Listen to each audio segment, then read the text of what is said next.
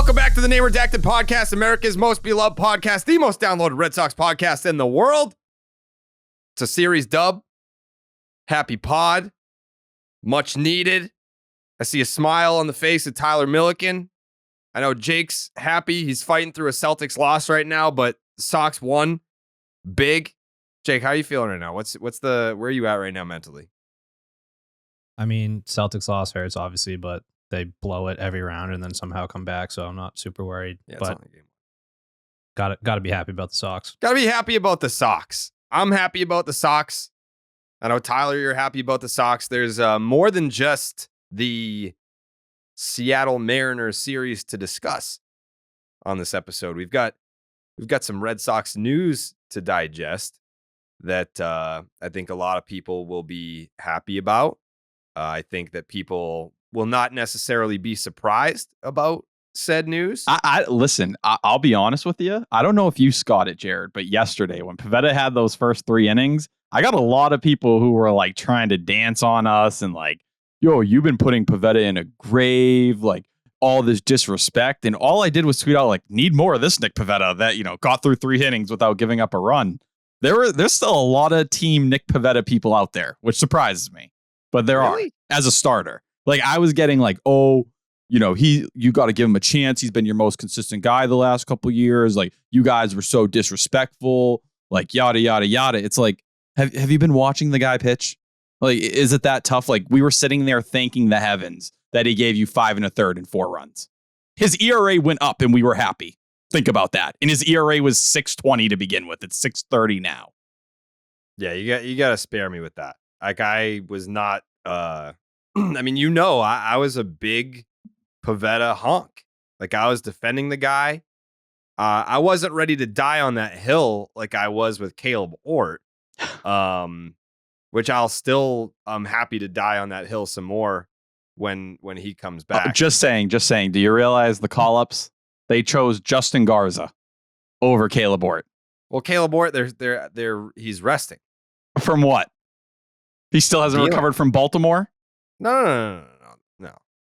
First of all, shut up. Am I wrong? They legit said, I am good. We badly need another righty in this bullpen. We were going to take Justin Garza, who we claimed like 2 weeks ago, off waivers. Is he related to Matt Garza? Do we know? They brought that up on the broadcast, but I don't think so. What do you mean you don't think so? If they brought it up on the broadcast, they didn't know either? No, Kevin Millar was like, you remember Matt Garza? And then that was like a 3-minute discussion. That was it. Well, we're not going to talk about Caleb Ort on this episode. We're just not going to do it. Red Sox won the series. People are excited.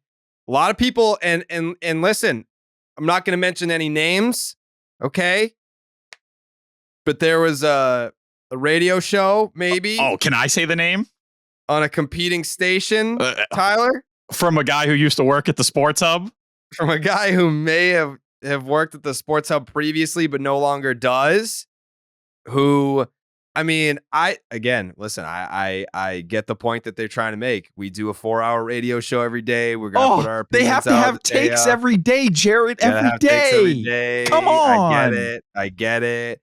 But you've got to at least be able to see down the road. You can't just live and die on what happens that day. Like, I get you have 4 hours to fill, but it's like the Red Sox have a bad week and they're like, this team sucks. And then they have a hot week and they're like, oh, we'll wait for them to suck again. And then they lose 4 games. Like, I told you they suck. Did you watch the fucking games? Like, seriously, that's my question. Did you watch the games? Did you watch the Cardinals series, or did you just, let the weekend go by, do whatever you want to do, and look back and said, oh, look at the Cardinals record and the Red Sox just lost 3 times in a row to them? Is that what you did? Did you not watch the games where the Red Sox? A lot of people did that. A lot of people did, because guess what? A lot of people aren't going to sit there and be 162 guys with us, right, and kind of power through. When Kenley Jansen blows 2 saves on 2 games, you should have won. In the second game, like, Wilson Contreras pulled the bullshit he did. That isn't even allowed anymore. Like, it's an illegal move less than a week later. Rule change. Yeah. So immediate rule change. So I mean, again, to your point, we kind of talked about this at the last episode because of the St. Louis Cardinals series, and it's like, all right, if you're listening to the podcast because you want to keep up with the Red Sox, maybe you're not a 162 guy or a 162 girl, and you want to know what happened in the series. You're like, oh, St. Louis Cardinals just swept the Red Sox. They suck. That's bad. But then you sit there, you either watch the games or you hear about the games, and they played winning baseball for 16 innings. They played losing baseball for 2, and they lost 2 games on Friday and Saturday. Sunday, you give it to you, tip your cap. All right, fine. But that still should have been a series win for the Boston Red Sox. And then you follow that up with a 3-game set against the Seattle Mariners, who had a winning record, I believe, right? They had a winning record coming in. Yep. And now they have a losing record. So, I mean, obviously they're floating around 500, but this is a playoff team from a year ago that's still a very good team. They just haven't really gotten it going yet. They are in a somewhat, comparatively speaking, to like the AL Central. They're in a competitive division. You've got the Astros. The Rangers apparently are good this year. Compared to the fucking Central, it's a good division, the West. So yeah, you went up against some guys like those starters that you knocked around. Those are, I mean, albeit besides Marco Gonzalez, who that was what they were supposed to do against Marco, and I love Marco. I've said that before.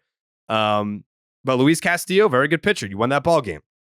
I think when you kind of like, and I always get, Felger used to hate me for this, but it's like, first of all, spare me. Second of all, stick to hockey and football.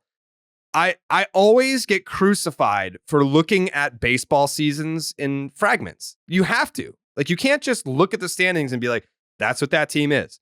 Because case in point, the Cardinals, yeah, they get the worst record in the National League.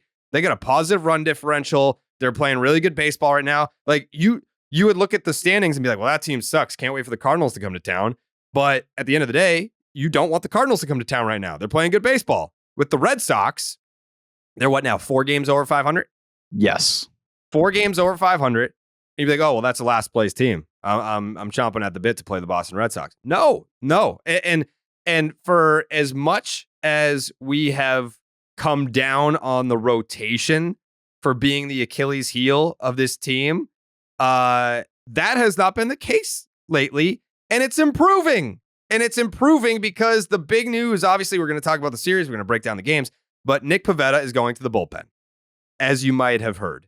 Nick Pivetta to the bullpen, which means the rotation is going to continue to get better. And when you look at, again, the overall numbers of the rotation, you might be like, oh, the rotation sucks. All right, but a lot of those numbers are inflated by Nick Pivetta, who is no longer in the rotation. They're inflated by a couple of shit starts against the Orioles for Chris Sale, who's been dominant. Brian Bayo didn't start the year up here. He's been really fucking good. So you have to take a deeper dive. Like, if you're just going to close the book and be like, well, the Red Sox don't have a chance this year because their rotation sucks, it's going to continue to get better. And what's the update on Garrett Whitlock? He's going to pitch Sunday. He threw really well down in AAA on Tuesday, I believe. Yeah, Tuesday. He threw 4 innings. He gave up 1 run. It was a solo shot. Stuff played well. He feels completely healthy. And it wasn't just him. Who followed him after? Cutter Crawford for 3 innings, was touching 96. Like, do we forget what Cutter Crawford was giving you out of the bullpen before that hamstring injury? Wasn't it like a low 1 ERA? He was fantastic out there. He was incredible. So now you're getting that guy back. You're getting a Garrett Whitlock back. Those are 2 of your more talented arms on the entire team right now. And you did lose one in the series. We'll touch on John Schreiber, right? But yeah, you know, pitching should be better. We're watching Brian Bayo, even though he battled his command today. Last 3 starts, it's a 2.81 ERA. He's only going to get better with every single start. Chris Sale looks better with every single start. James Paxton, 1 start in, looked amazing. You hope. Marco Gonzalez was raving about the guy, talking about their time in Seattle together and how they work out during the offseason. And I believe he said that when Paxton's throwing 96, he's like one of the 3 to 5 best lefties in all of baseball. That's the kind of praise he got from Marco Gonzalez, a fellow lefty. So, like, that's the stuff you're playing with here. That's the stuff you get excited about. That's the stuff you dream on. And we're watching that offense that everyone wanted to tell you that was, oh, they fell off so quickly. Everyone had those tweets the last, couple days or so before yesterday. Look what happened. Cold for a couple days. They woke back up. They absolutely beat down the Mariners the last 2 days. Mm-hmm. Where are you at right now after, let's call it the last week? Because we haven't seen, like, this is the big kicker for me. Obviously, you get swept by the Cardinals. You take this series against the Mariners, so you're feeling better because it's all right. That was a tough blow over the weekend, but you're back on the horse. You took a series against a really good team. But for me, you didn't see Kenley get back on the horse like that. 2 podcasts ago, we had a whole discussion about the Red Sox are so much better. They flip-flopped their record from a year ago to this point because they have a bona fide closer who you can go to in the 9th inning and be like, this game's fucking over. How do you feel about the Red Sox right now, given that, yes, they took this series from Seattle, but we didn't see Kenley get right yet? I think I feel really good on both fronts, if I'm being honest. I think Red Sox wise, like this is the kind of series where last year you have a couple blown saves, you come into the next series, that team would spiral. The 2022 Red Sox, a couple blown starts, and you knew the next 2 weeks were going to fucking suck for you. Like they were going to struggle to kind of get their footing and get their confidence back. Shout out to Alex Verdugo, who pulled this team together after dropping the series opener against Seattle. First time he's ever did that. The entire team spoke to them, got them ready, set the tone off rip in game 2, running out that, leadoff grounder to Colton Wong that he kind of bobbled and he ended up beating out. And it kind of set the tone for the rest. It gave that Red Sox team that juice we've been looking for. That's a sign of a really good baseball team to me. You get punched in the mouth. People are already, turning on you saying, oh, look, Heim Bloom, look at all the Bluminati. They took their victory lap so fast. Like people are waiting and praying on this Red Sox team to fail so they can laugh at it. So their offseason takes can kind of go out there and they can throw them up in the air. It's like, no, this team showed up and just took 2 out of 3 out of a very good Mariners team. A team that a lot of people had as in a wild card spot. Definitely ahead of you. I didn't see many people saying the Red Sox were going to be better than the Mariners. And I think you said earlier, you were asking if they were above 500. I think they were 20-20 coming into this series. But you showed up against them. No, because aren't they a game under right now? They're 21-22 or 21 and 22. Okay. So you get 1 win, you lose 2, right? But I think with that and Kenley, right? I look at Kenley and I say, I think a break was the most important thing for him. Get a couple days. I wanted him to get the break in the second game against St. Louis. Now you've gone a couple days to process everything that happened. You had that little weird rule thing. You don't even have to think about that anymore. It's over. Come back fresh. Look like the Kenley we've seen early in the year. He was working kind of heavily and they leaned a lot on him that first month or call it 5 weeks. I expect him to be the Kenley Jansen. Is he going to be April Kenley all year? That's hard to believe, right? Is he going to throw 96 the whole season? Probably not. But just give me healthy Kenley that's going to go out there and get the job done most of the time. And this Red Sox team's going to be fine. Just like Josh Winkowski came out yesterday and looked like the Josh Winkowski we missed and need on this Red Sox team. Yeah, you needed that. I felt great out there. Yeah, you looked great. Thank you. I don't want to do this. I don't want to do this because I believe in the Memorial Day rule. And I think I brought this up in the last episode. It's very hard to not look at the standings already.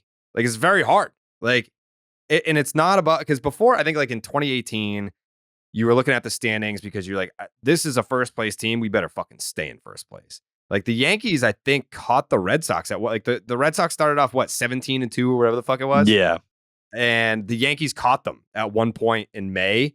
And it was like, God damn it. Like we had this historical start to the season and that wasn't enough. Like we had like a Tampa start to the season this year in 2018. And that wasn't enough to be like the division's fucking over. Look at Tampa's start right now. Like it was an incredible start. But they're only at 3.5 up on Baltimore. Like that's all, dude. That's a week. That's not even a week. That's a series. That's a 4-game series that goes the other way. And the way Baltimore's playing right now, are you kidding me? Like I'm depressed every day when I look on the MLB app and I see they won. I just expect it at this point. Yeah, Tampa's 5-5 in their last 10. They lost tonight walk-off bomb by Pete Alonso in New York. But I am very tempted recently to look at the standings, not so much to be stressing about are the Red Sox in a playoff spot. I look at the standings now to ask myself the question, do you think that you're better than the teams that are currently ahead of you? That's it. Like, I'm not sitting here being like, man, I'm stressing out because the Red Sox currently are not in a playoff spot. Like, as of right now, as of this recording, the Red Sox are a half game back of the Yankees, who have the same. No, the Yankees are just ahead of you in the wild card. So like you're a half game back. And like Houston's in there. They won again. They've won 4 straight. But what I was saying to Maz tonight was, we were having the same conversation about, like, are you better than the Rangers? Like, are you better than the Astros? No. Like, are you better than the Mariners? Yeah, probably. In the Central, you're better than everybody. But it really comes down to, can you finish in 4th place in your own division? Like, it is very realistic that you can finish in 4th place in the American League East this year and make it to the playoffs. Like, all this like Dan Shaughnessy shit being like, oh, the last place Red Sox and blah, blah, blah, last place again. It's not like that this year. This division is outrageous. Like, you calling the Red Sox a last place team is not the insult that you think it is, especially when you consider that the Red Sox are a half game back of the Yankees, who lost tonight, walk off for Danny Jansen. That's a playoff spot. You're a half game back of 4th place, which is a playoff spot right now. So that's it. Like, I'm not stressing about positioning right now. I think mainly I want to know, are you able to hang in? Are you able to hover around? Because I think something that we brought up earlier in the season was the not going over the luxury tax, right? Like, when the trade deadline rolls around, you know that they're not going after a big fish because they want to stay under the luxury tax and reset the threshold. Fine. You're going to get Trevor Story back, though, right? You're going to get Adam Duvall back, right? That's going to be your Chris Sale-like prize that you waited for the last couple of years. That's what they're going to say. Which sounds like poor people shit, because in years past, we were told that, right? Like, in years past, we were like, well, our big trade deadline acquisition is going to be Chris Sale because he's coming back around that time. And for the most part, not wrong. Like, you added Kyle Schwarber and people were like, oh, that's it. He's hurt. And like, what's he going to do? And he ended up being outstanding for you. And Chris Sale was great. Hansel Robles was outstanding as well. It's not like they can do nothing. They can do some things, but they are obviously very handicapped with what they can and can't do. And I'm buying in this year. Like, in previous years, I'm like, that's bullshit. Like, don't sell me on that. Especially because they were teams that were over the luxury tax. Like, you can afford to add, you can afford to spend, you can afford to go get some shiny toys for us. But this year, getting Trevor Story and Adam Duvall back, that makes you a lot better. And it's not so much getting guys back. I mean, it is getting guys back that are healthy, but it's more so making the puzzle pieces fit where, and I'm going to revisit a conversation that we had a few weeks ago. It's going to have to be Corey Kluber, right? Like, the dream rotation of, like, these pieces fit. That means Pivetta, bullpen, Kluber. Don't know what that means for him. Like, because I don't necessarily want, like, Pivetta's a guy that I think you can move to the bullpen and he can still help your team. Corey Kluber, you move him to the bullpen. I don't think that he's helping your team. He's just kind of taking up a roster spot at that point. But your dream rotation with what you've got right now, Sale, Bayo, Paxton, Whitlock, Cutter Crawford, right? Am I wrong? Yeah, it's what way do you want to pick? I think in the Red Sox, like, it's Cutter or Tanner Houck. It's which one do you want to see in that rotation and buy in on? I think that's the conversation we're going to have when Garrett Whitlock comes back, right? But I do think that would be an interesting kind of statement from the Red Sox, right? If they said, hey, Tanner, you're going to the bullpen and we're flipping you a Cutter who's already in the bullpen. Like, that's a bit of a, you know what? We look at Tanner Houck, and while we've kind of said all these things that we believe with the Cutter and the splitter that he can be a starter, we're kind of changing our evaluation again a little bit and bringing it back in.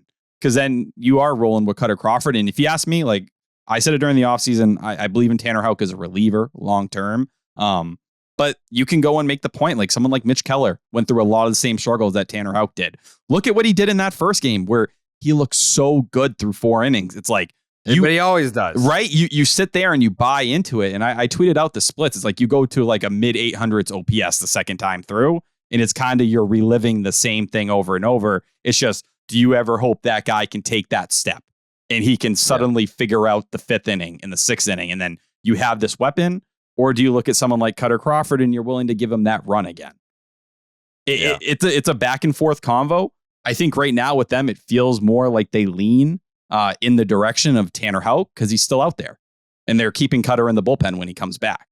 But I'd sit there and I'd tell you, I don't know if that's the right call because I don't disagree with you, but I think the conversation becomes with Schreiber going down.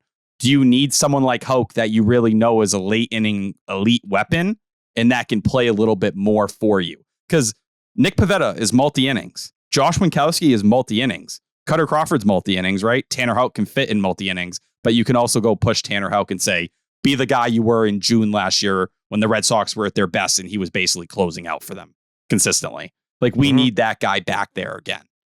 And that's where they're going to have to pick their fight here. Yeah, I mean, I just, the way that I see it is we know what Tanner Houck is. We know what he is as a starter. We know what he is as a reliever. Cutter Crawford is more intriguing. Like, we've seen him in spot starts, like especially last year. He had that start in Seattle where it was like, okay, like this is fucking great. The larger sample, obviously, it didn't go his way. But I think that he wasn't given an ample amount of time to prove himself as a starter. And he definitely wasn't given any level of consistency. Like right now, like Tanner Houck has been consistently a starter. And we're seeing it. And we know that the whole second time, third time through, like that's a thing. And that's okay. Like, it's not like saying like, all right, yeah, fuck this guy. No. It's just like, all right, well, we know that you can dominate your first time through. That still, to me, says multi-inning reliever, which is valuable. But with Cutter Crawford, it's like, well, what does this guy look like consistently in a rotation at the big league level? Do we know what that looks like? I don't think that we do. Not consistently, at least. So I don't know. They have their options. But again, this is a conversation about your fifth starter, more or less, right? Like, because you're talking. That's being in a good place. Paxton, Whitlock, like you're good. Like that, you're in a great place. Like that's why the central point of looking at the season in fragments, in sections, and first impressions being big. The first impression was this rotation sucks. Okay, that iteration of the rotation sucked in April. But now, Sale has improved. Paxton's here. Bayo's here. Whitlock's coming back. And then you have this competition for the fifth starter spot that hopefully does not involve Kluber, who is a guy that he is most certainly is what he is. We know what that looks like. It's not going to get any better. And there are better options. So that's a good problem to have. Like, yes, it's a debate. Yes, it's going to be a difficult decision. But ultimately, good problem to have, because either you're going to get a good fifth starter, you're going to get a multi-inning reliever who's more than capable of filling that role, or both. I think where the Red Sox are right now, they don't know where they're going with it. I think they're in the spot of let's play it out and let's see what happens. I think similar to what they did with Pivetta, where they were like, let's see, maybe an injury pops up and it figures this whole equation out for us. Then they got to the point where they realized, yeah, we got to make a decision. But I think with Tanner Houck, it's like, yeah, there are those concerning splits. And I am very curious to whether he can be a starter long term. Now, what is that question, right? Do I think if you left Tanner Houck there every day in the fifth spot, yeah, he's going to give you like a 4.20 or 4.30 ERA. Like, he has a 4.10 FIP this year. That's what he's given you in 42 innings. So like, and you look at really his entire career as a starter up in this point, it's a 3.93 ERA. So it's like back end rotation. I think as much as I like Cutter Crawford and I've had him over Tanner Houck as a starter, do I expect Cutter Crawford to be much better than that? No. Like, I expect Cutter Crawford to be a back end guy. I think then that conversation would become, well, who has a chance to reach a higher ceiling?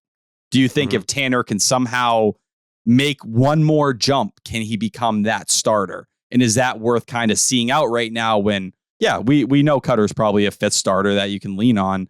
Can you sit there and say, all right, well, we're going to get similar production out of Tanner, but let's feel this out and see if he becomes a mid-rotation arm? Can he make one more jump? And the other part of that conversation is Corey Kluber. Like, I hope the leash will get short, but I don't know if it will, at least in the next week or two when Garrett Whitlock comes back. I think they're going to continue to give him a little time here. I don't think they're at like the point of DFAing him or going down that way. I think they'd move Houck in that position to the bullpen first and say, all right, we're just going to have a bunch of multi-inning arms out there and kind of feel it out, and probably pair Kluber with one of them and say, all right, let's hybrid this like we did Rich Hill a year ago, where we're going to have one guy follow him and give, Kluber, you go 4, we'll fuse you with, call it Tanner like they did last year for 3 innings and run from there. And that way we're getting the best of both worlds a little bit. And we have our flexibility in case someone goes down or someone gets injured. And I'll throw this wild card, Shane Drohan at AAA. He got promoted this week. He did. If he carves up at AAA over the next, I don't know, let's call it 3 months, he could be having serious conversations about coming up in August. And that's a whole nother part of the equation that you start to say, well, this guy, in terms of pitching prospects and what he's showing right now, you had Bayo. After him in recent years that's had this kind of pedigree, it's been quite some time. So that could be another for a team in Chaim Bloom and the Red Sox that wants young starters, young starting pitching. He comes in. And then you mentioned Brian Mata. He's out with a lat issue right now or a shoulder problem.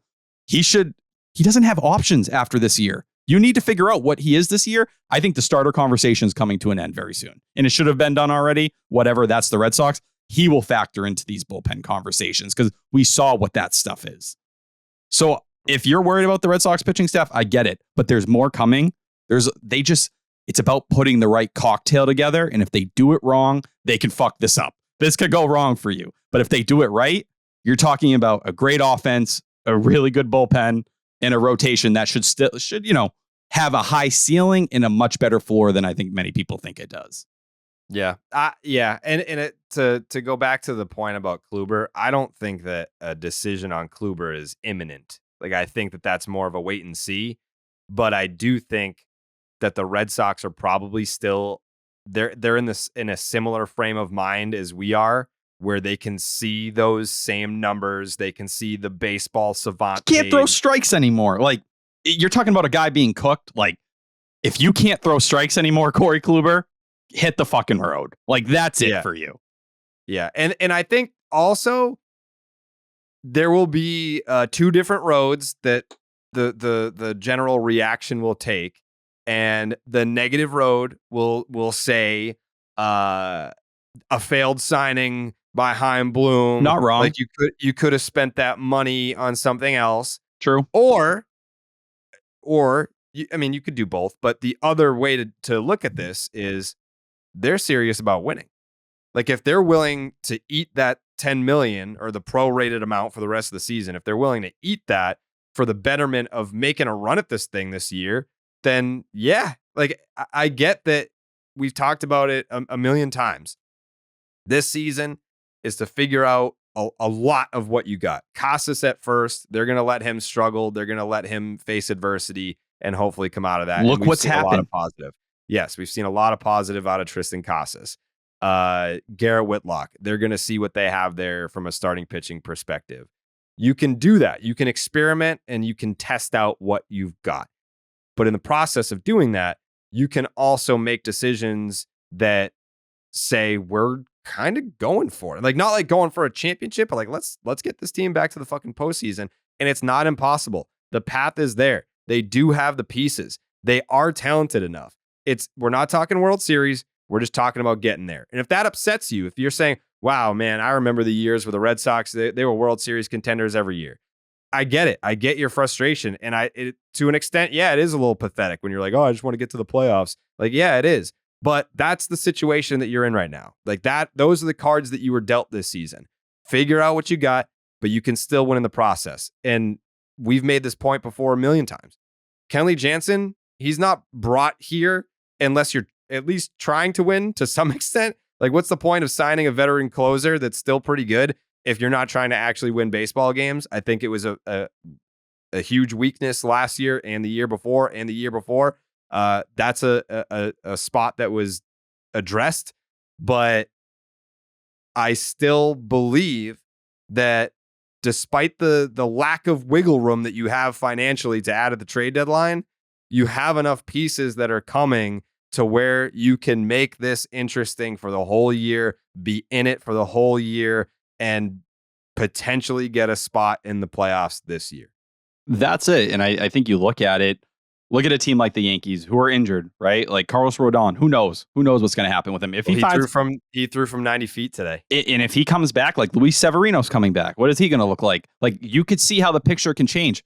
The Rangers, DeGrom, Stanton's coming back. Yeah, Stan. DeGrom's out. Corey Seager's been out for the Rangers. So, like, that team's going to get better. So there's a lot of, balls in the air when you were talking about the standings and how other teams can get better. And guess what? You're going to get some pieces too I think the important thing is like stay in the conversation right now. And, it's going to be about what team gets hot at the right time. Can you show up in August and September when you probably need to? Or are you going to kind of die down? And are there reasons to say maybe the Red Sox could die down during the stretch? Sure. I talked about them at the beginning of the year. What's Sale going to look like in September in his first full year back? What could Paxton look like? Brian Bayo in his first full major league season. We're watching Garrett Whitlock and his health issues. What could he look like? Who knows? That's a good point about Sale, honestly. We kind of just... That'd be a game changer for them. Fuck. Well, I'm thinking on the negative spectrum. We just didn't know what he was going to be coming in. And then he struggles early. Now he's figuring some things out and he looks good. But 2018, 2019, we've seen years where it's like the second half, it's like, well, where is first half Sale? So you can also you can't bank on second half Sale being as good as he's been on this, stretch of 4 starts, whatever. And you can throw that in about Kenley Jansen and Chris Martin, 2 older relievers as well, kind of anchoring the back of your bullpen. And I think that's why they've been very careful with the rotation and kind of giving them some of these extra off days. Part of it was because they didn't want to make a decision and they weren't sure, but it's both, right? Can you give Sale more time? Can you give even a Kluber more time? And that's it. I just think when it comes to Kluber, it's like the one thing that might accelerate the Red Sox to make a decision is it's not about just winning now. It's about developing now. Letting Tanner Houck or Cutter Crawford get starts this year and maybe prove themselves in that role is huge for your future moving forward, where you could maybe pick one of those names and attach them to the Whitlock and Bayo. And who knows what Whitlock will be, but you hope, right? Like if Whitlock solidifies himself and Bayo does, and then one of them, and then you have Chris Sale, it's like, holy shit, we got 4 starters. 3 of them are young and under control. Let's go and give it back to Aaron Nola. And let's just say, we're going to go over the luxury tax in 2024. And then you see all the pieces kind of come together and be like, oh, like Costas had a full year to get under his belt. He's going to be better. Duran has a season under his belt. Like all these guys are going to take a step forward here. The Valdez, Yoshida's first, full season's come and gone. There won't be maybe the ups and downs we've seen. Connor Wong maybe even continues to get better. Who's your starting catcher, by the way, now? I don't know if anybody else has noticed that, but just, adding that note. I think ultimately where the Red Sox are, whether it's going to be a phantom IL stint for Kluber, I think it's more likely they're going to treat him as an opener kind of arm, and they're going to pair him with someone. I think that's what it's going to be. And they do it like they treated Rich Hill a year ago and say, all right, well, he can't get through 5 or 6 innings, but can you give me 2? Can you give me 2, 3, maybe 4 if you're really feeling it like Rich Hill some days? And then we're going to bring out, Cutter, Tanner, and say, hey, give me 3 or 4 and let's ride from there. Yeah. I'm fascinated by the process. Like, I think when you're younger and you first start getting into baseball and you see the roster on opening day, and in your head, it's like a video game. It's like, well, yeah, we got this guy at third, we got this guy at short, and this is the rotation. That's just not real life. Like in 2004, every starter made every single one of their starts. That is fantasy land. That just does not happen. All 5 guys made every single one of their starts. I think if you look at the tail of the 2023 Boston Red Sox, we are in mid-May. We're almost at like the 25% mark of the season. Think about what you thought you had on opening day and what you have right now. And I think the first name that should come to mind is Jarren Duran. Like, Adam Duvall was leading the majors in F-WAR when he got hurt. You know who's leading the team in F-WAR right now? Jarren Duran. Yes. Like, think about the conversation around Duran back in spring training. It was like, bro, this is a make or break season for you.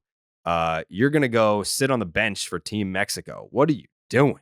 Like, you've got Adam Duvall out there who, by all accounts, can't play center field every single day. His offense is at its peak when he's not playing center field. They signed him to play center field because the Red Sox don't believe that you can play center field.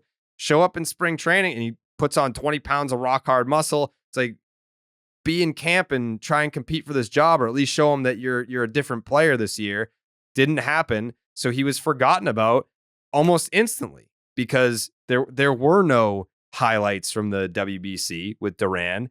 And you did have Adam Duvall shoot out like a fucking cannon in the month of April, and he was carrying the Red Sox, and we were starting to feel the positive vibes go from spring training into the regular season. They're winning baseball games. They're winning series. Took them one series to win a series against the American League East, which they didn't do until August of last year. It was all great. Then Adam Duvall breaks his fucking wrist, and you're like, oh shit. Like that. And we talked about it like it was a house of cards. You remove Adam Duvall, and it's like, oh fuck, now our shortstop is our center fielder, and who's playing shortstop? It's like Yu Chang and Bob. Like it that one Duvall injury, it looked like it was going to fuck up the entire season, and we were like 3 weeks in. Jarren Duran from the clouds is now leading the Red Sox in wins above replacement according to Fangraphs, leading the team. And your best hitter the season here. 165 weighted runs created plus. He's been outstanding, and the defense. Like he had that one misplay, in the middle game? I don't even think it was a misplay. I think he just went to make a tough catch and he didn't come up with it, but it wasn't a bad route. You didn't sit there and say, oh, that was a bad jump. Like, no, you just didn't come down with it. Yeah, it's more or less just playing it safe when you, what was it, 3-1 at the time? Yeah. 3-1. It's like you've got the lead, just play it 4-1. safe. You don't need to lay out for that. But whatever. It's like Millar said on the broadcast, like, I respect the effort. Like, he went for it, didn't come up with it. It happens. It is what it is. But I think that is the most fascinating thing. One of the most fascinating things about baseball is it's 162 grueling fucking games, and you just don't know what's going to happen. And to what you were speaking about earlier, Tyler, about like, they were probably just trying to play this out, and the pieces will fall where they lie. Eventually, if there aren't injuries or whatever, or guy sucks and you demote him, then you're stuck with too many pieces and not enough holes. So you have to make decisions, like moving Nick Pivetta to the bullpen. But this is a team right now that I can tell you, they have the pieces to be a winning baseball team the whole way. You're a quarter of the season in. There's nothing fluky about it. They've showed you their flaws.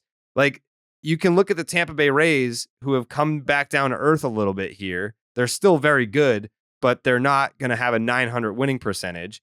But they will show you, hey, Hal Ramirez, not exactly a 330 with 1,000 OPS guy. Like, it's just like there's some guys that are overachieving. And you can say that about Jarren Duran. He's overachieving. Or you can say, well, he spent the offseason working on some things, and look at what he's become. Like, this was a highly touted prospect at one point. Like, people saw something in Jarren Duran when he was a prospect that thought, like, this guy's going to be a star player. What if he just figured something out? Like, what if he just matured? What if he just got to a point in his career where he's become what he was supposed to become originally? And you had to see the learning process at the big league level. Like, that happens too. But ultimately, I feel good about what we got. There's not been a collective overachievement, underachievement. I think that this is just what they are, and it's still good enough. Yeah, they're in the mix, and that's all we asked for coming into this year. And you add on to that list, think guys you didn't know you had: Jarren Duran, Josh Winkowski, Cutter Crawford, Emmanuel Valdez, Connor Wong. Like, it's crazy how you can kind of go down there and really pick up the names and be like, oh, wow, that guy's playing an important role. That guy really fits here. Who would have thought that? That's the stuff you're banking on. And when you go and say, oh, well, it's only been a quarter of the season or whatever it is, the Red Sox entered today with the hardest strength of schedule in all of baseball. 541. The Yankees are number 2. The Red Sox have gone against the toughest competition in the entire sport. And this is where they stand. Half a game out of a wild card spot. Like, it doesn't matter who you are. You don't luck into that playing hard teams and you're just, oh, we found a way to be here. This is awesome. No, we're watching different parts. When you have a really good bullpen, when you have a really good lineup, those are main parts of your team that can carry you through different stretches. It's just, when can you take that elevation? Can you take that next step? And that's the starting rotation we're talking about here. Whether you have ceiling in. If they didn't have ceiling, that'd be 1 point. But you can picture a world where certain things click and certain guys stay healthy, and this rotation can compete. And that's all you can kind of really ask for. And all you can do from this point forward is let it play out. That's it. And there's reinforcements coming, so you sit and you wait on them. And there's going to be ups and downs. If you're sitting there waiting, like some people are, for every bad series to call this team bad, it's not going to work. Like, you can sit there and try to pray and hope, oh, well, they lost a series. Look at it. They just got punched in the mouth by St. Louis, and they came back and took 2 out of 3 from the Mariners. It's no small task. And it wasn't luck. They legit pummeled them to death the last 2 games. They just hit. They came out and said, look, this is how we won the first month of the season. This is how we did that 8-game winning streak. Watch us do it. We won a game with friggin' Nick Pivetta on the mound. Brian Bayo wasn't sharp today. We found a way. We have Ryan Sheriff and Justin Garza in our bullpen because we're not healthy. We're finding a way. Like, that's what good teams do. That's what teams with strong 40-man depth. In baseball, it's never been in. I made this point on Twitter because someone was bitching that I was giving credit to Pablo Reyes and saying, oh, well, look at this guy Heim found, and he's playing a major role already and giving this a boost. It's about depth. Last year, every time someone went down and the Red Sox called up on someone, they fucking shit their pants. Some of those guys were Winkowski. Some of those guys were Cutter. It was a Duran after that first month, and he cooled off. Jeter Downs coming up and giving you absolutely nothing. Now, it's a different story. The Red Sox are finding guys. Bernardino, yeah, he went down. He gave you 2 weeks and played a main part during that winning streak, right? That's what good depth will do for you. That's a guy who steps up until Joely Rodriguez is back. That's someone who bridges it. Pablo Reyes, you lose Christian Arroyo, and you're like, oh my God, we've lost Yu Chang. What else are we going to do? Like, we are out of options. Kike is banged up at the start of the series with his hamstring. You're like, we don't even have options. The guy who can barely play shortstop isn't even out there. Pablo Reyes steps in and does the job for you. With big hits, big defense, and kind of bridges it. That's good roster building. That's good roster depth. And when you're that deep and guys step up for you, that's a team that makes it over 162. That's the difference. That's a team that hangs around. The Red Sox haven't been that for really a couple years now. They are this year. The baseball season's in full swing, whether you're rooting for the home team or betting on your favorite player. DraftKings Sportsbook has got you covered for all this season's action. And right now, new customers can place a $5 bet and get $150 in bonus bets instantly. Plus, everyone can hit one out of the park with DraftKings stepped-up same-game parlays. Boost your winnings with each leg that you add up to 100%. I did a parlay tonight that I'm just now looking at. Did not hit, which is unfortunate. I think I had not Christian Kirk. That's a football player. Alejandro Kirk to get a hit off Garrett Cole. He did. I had Spencer Strider at over 9.5 strikeouts because I think he had I had him at 8+ because he had at least 9 strikeouts in every single start except for one. Struck out 7. Go figure. Just absolutely fucking me. Spencer Strider. My Cy Young pick before the season. Love that pick though. Join the big league action right now on DraftKings Sportsbook. Download the app and sign up with the promo code Jared, Jared. New customers can bet just $5 on any bet and get $150 in bonus bets instantly only at the DraftKings Sportsbook with the promo code Jared. I will say this, Mr. Milliken. Uh-huh. All of the celebrity panel Clark's Ketchup Series MVP votes are in. Oh, wow. People are on top of it tonight. All of them. That excites me. Now, are they consensus or do we have a lot of different kind of consensus? Yeah. Oh, wow. Yeah. And Kevin Youkilis submitted his vote before the game even ended. Legendary. Okay. Yep. Just hit me up in the 7th and with the pick. Our manager, Alex Cora, just hit me with his pick. So all the celeb picks are in.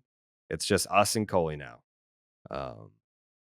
But it is there seems to be a favorite in the clubhouse right now.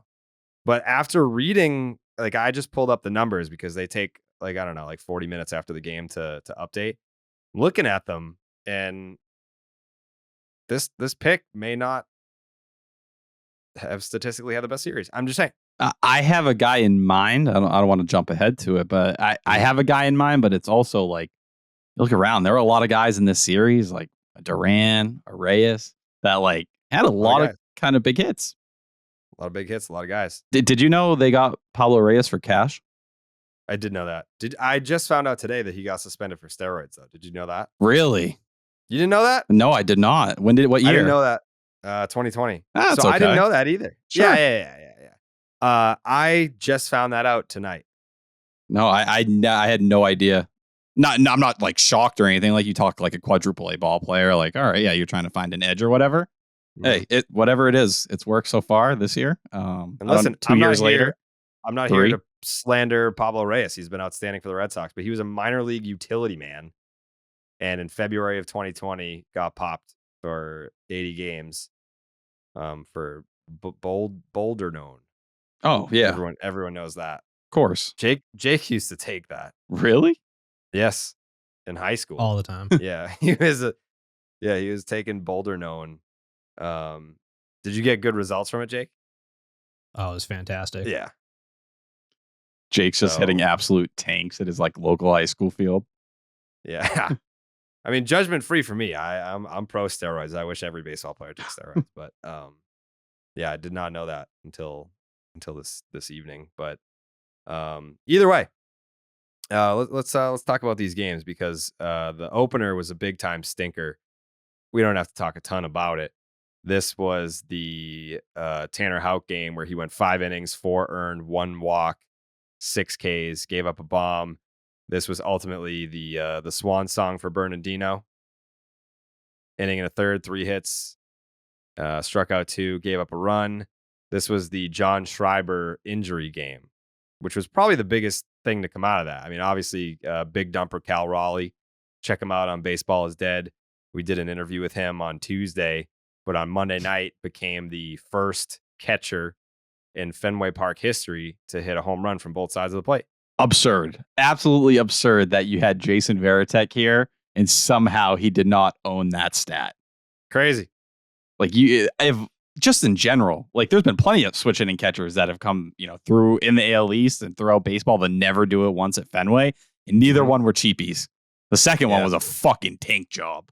Yeah, he hit bombs. Big dumper. Chili's bathroom. He was cool. I enjoyed talking to him. Those like I like doing those little interviews. Like that's gonna be like the plan now. Is I guess like I'm gonna go into the office on Tuesdays, do the sweat, and then from there go to Fenway and like whoever's in town, or like the weekends Friday, like I'll go to Fenway with Jake and either do the interview Friday or set something up for whatever other day. But I mean, we got to get some Red Sox interviews going. Bad. Duran. Oh. Yeah. Is that a call out? Yep. Jesus.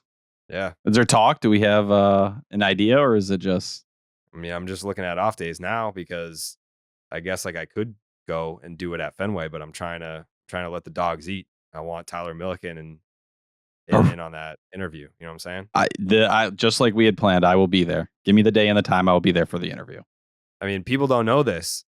Tyler was going to cancel his entire birthday plans just to be at this interview for Jarren Duran.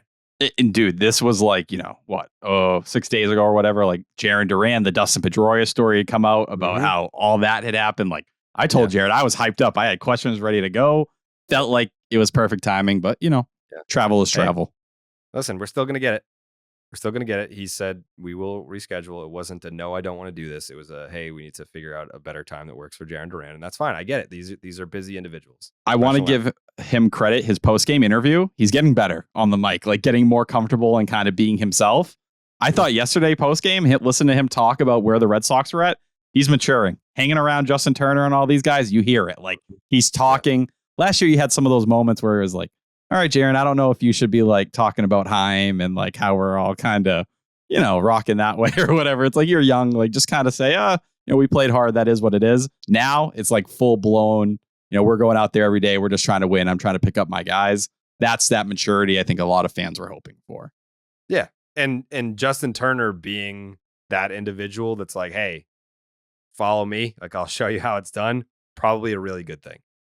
Did you have any other thoughts on that opening game? I mean, I guess like the Schreiber thing. Yeah, that sucked. I think that is a really big deal as we go along, and it's nice to win this series. He's going to be out a while. Like, I know they tried to like make it sound better on the broadcast or whatever it was today, where he was flexing his hand and all that. Yeah, like Corey Kluber had that injury, and that was it for him in 2020. Like he was shut down for the rest of that COVID season. So what you want to call that like 2 months already?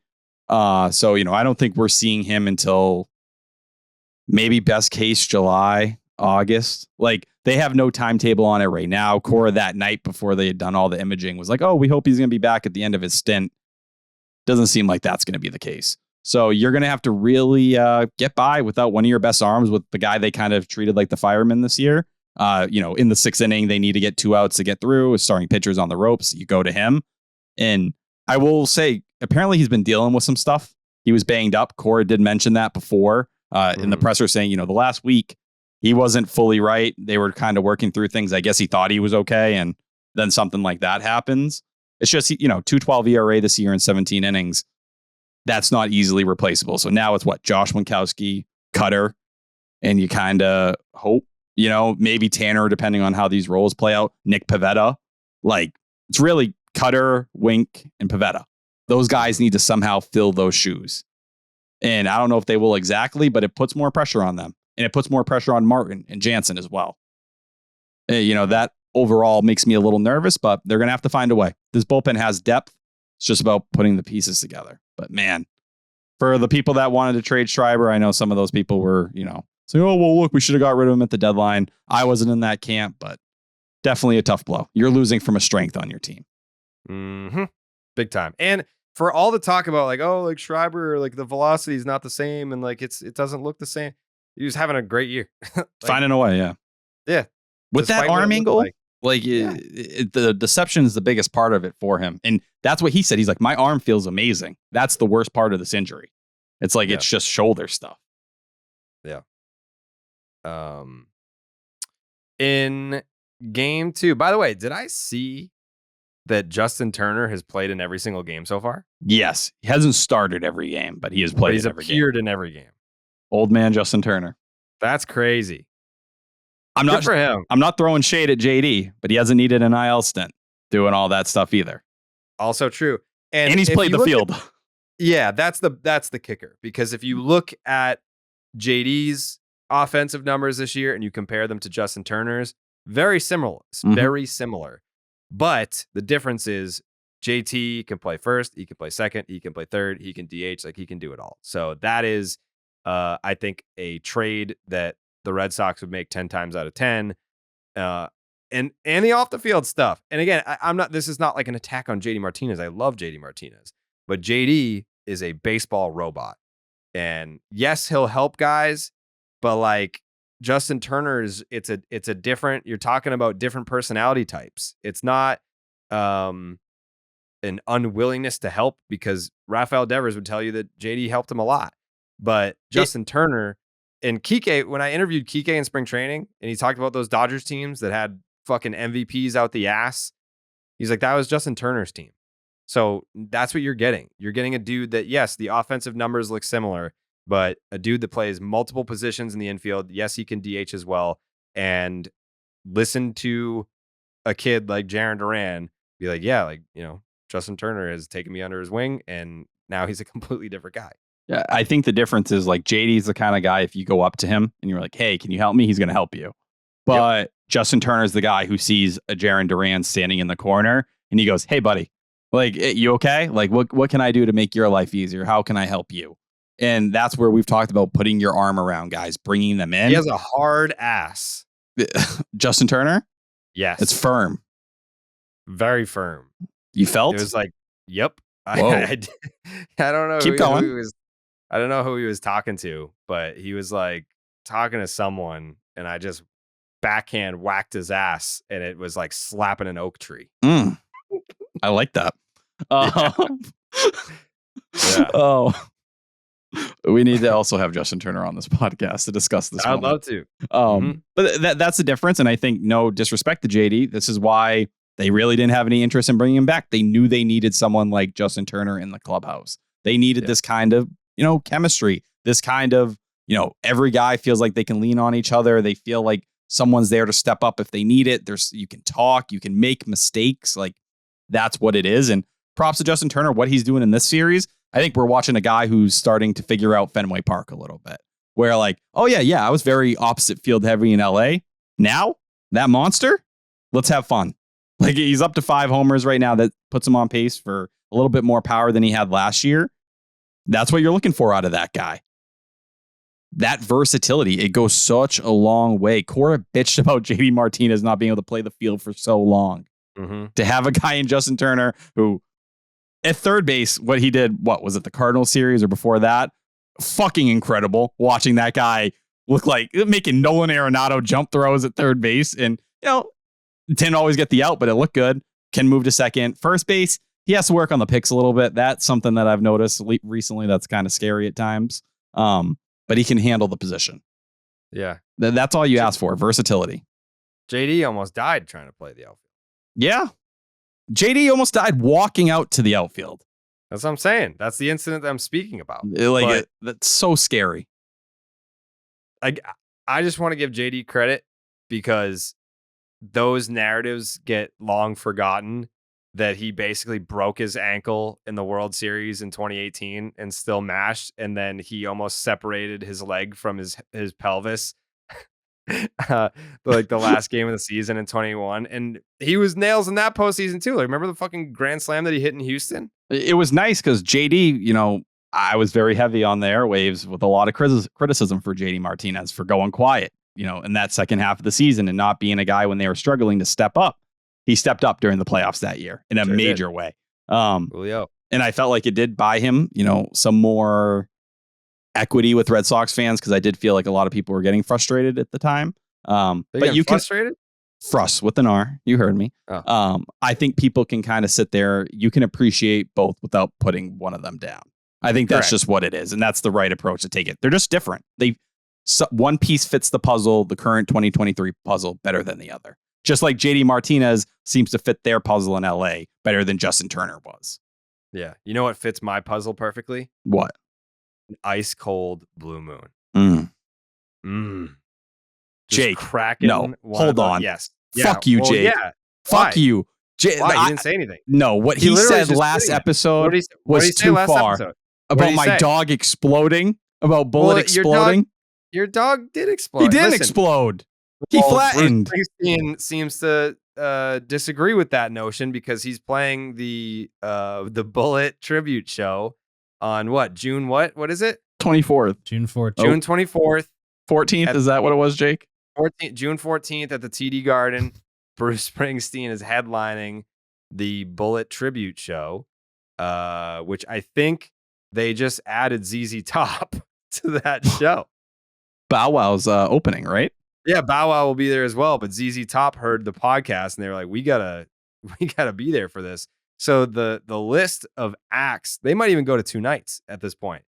Because Ludacris was he expressed interest on Instagram.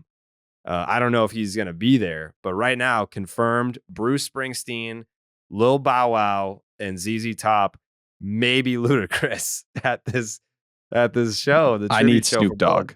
Get me Snoop Dogg, and I think we have a full fucking show here. Yeah. I will say, first grade Tyler Milliken here, who was very traumatized and damaged from this. This was the first thing in my life that really sent me to where I am today.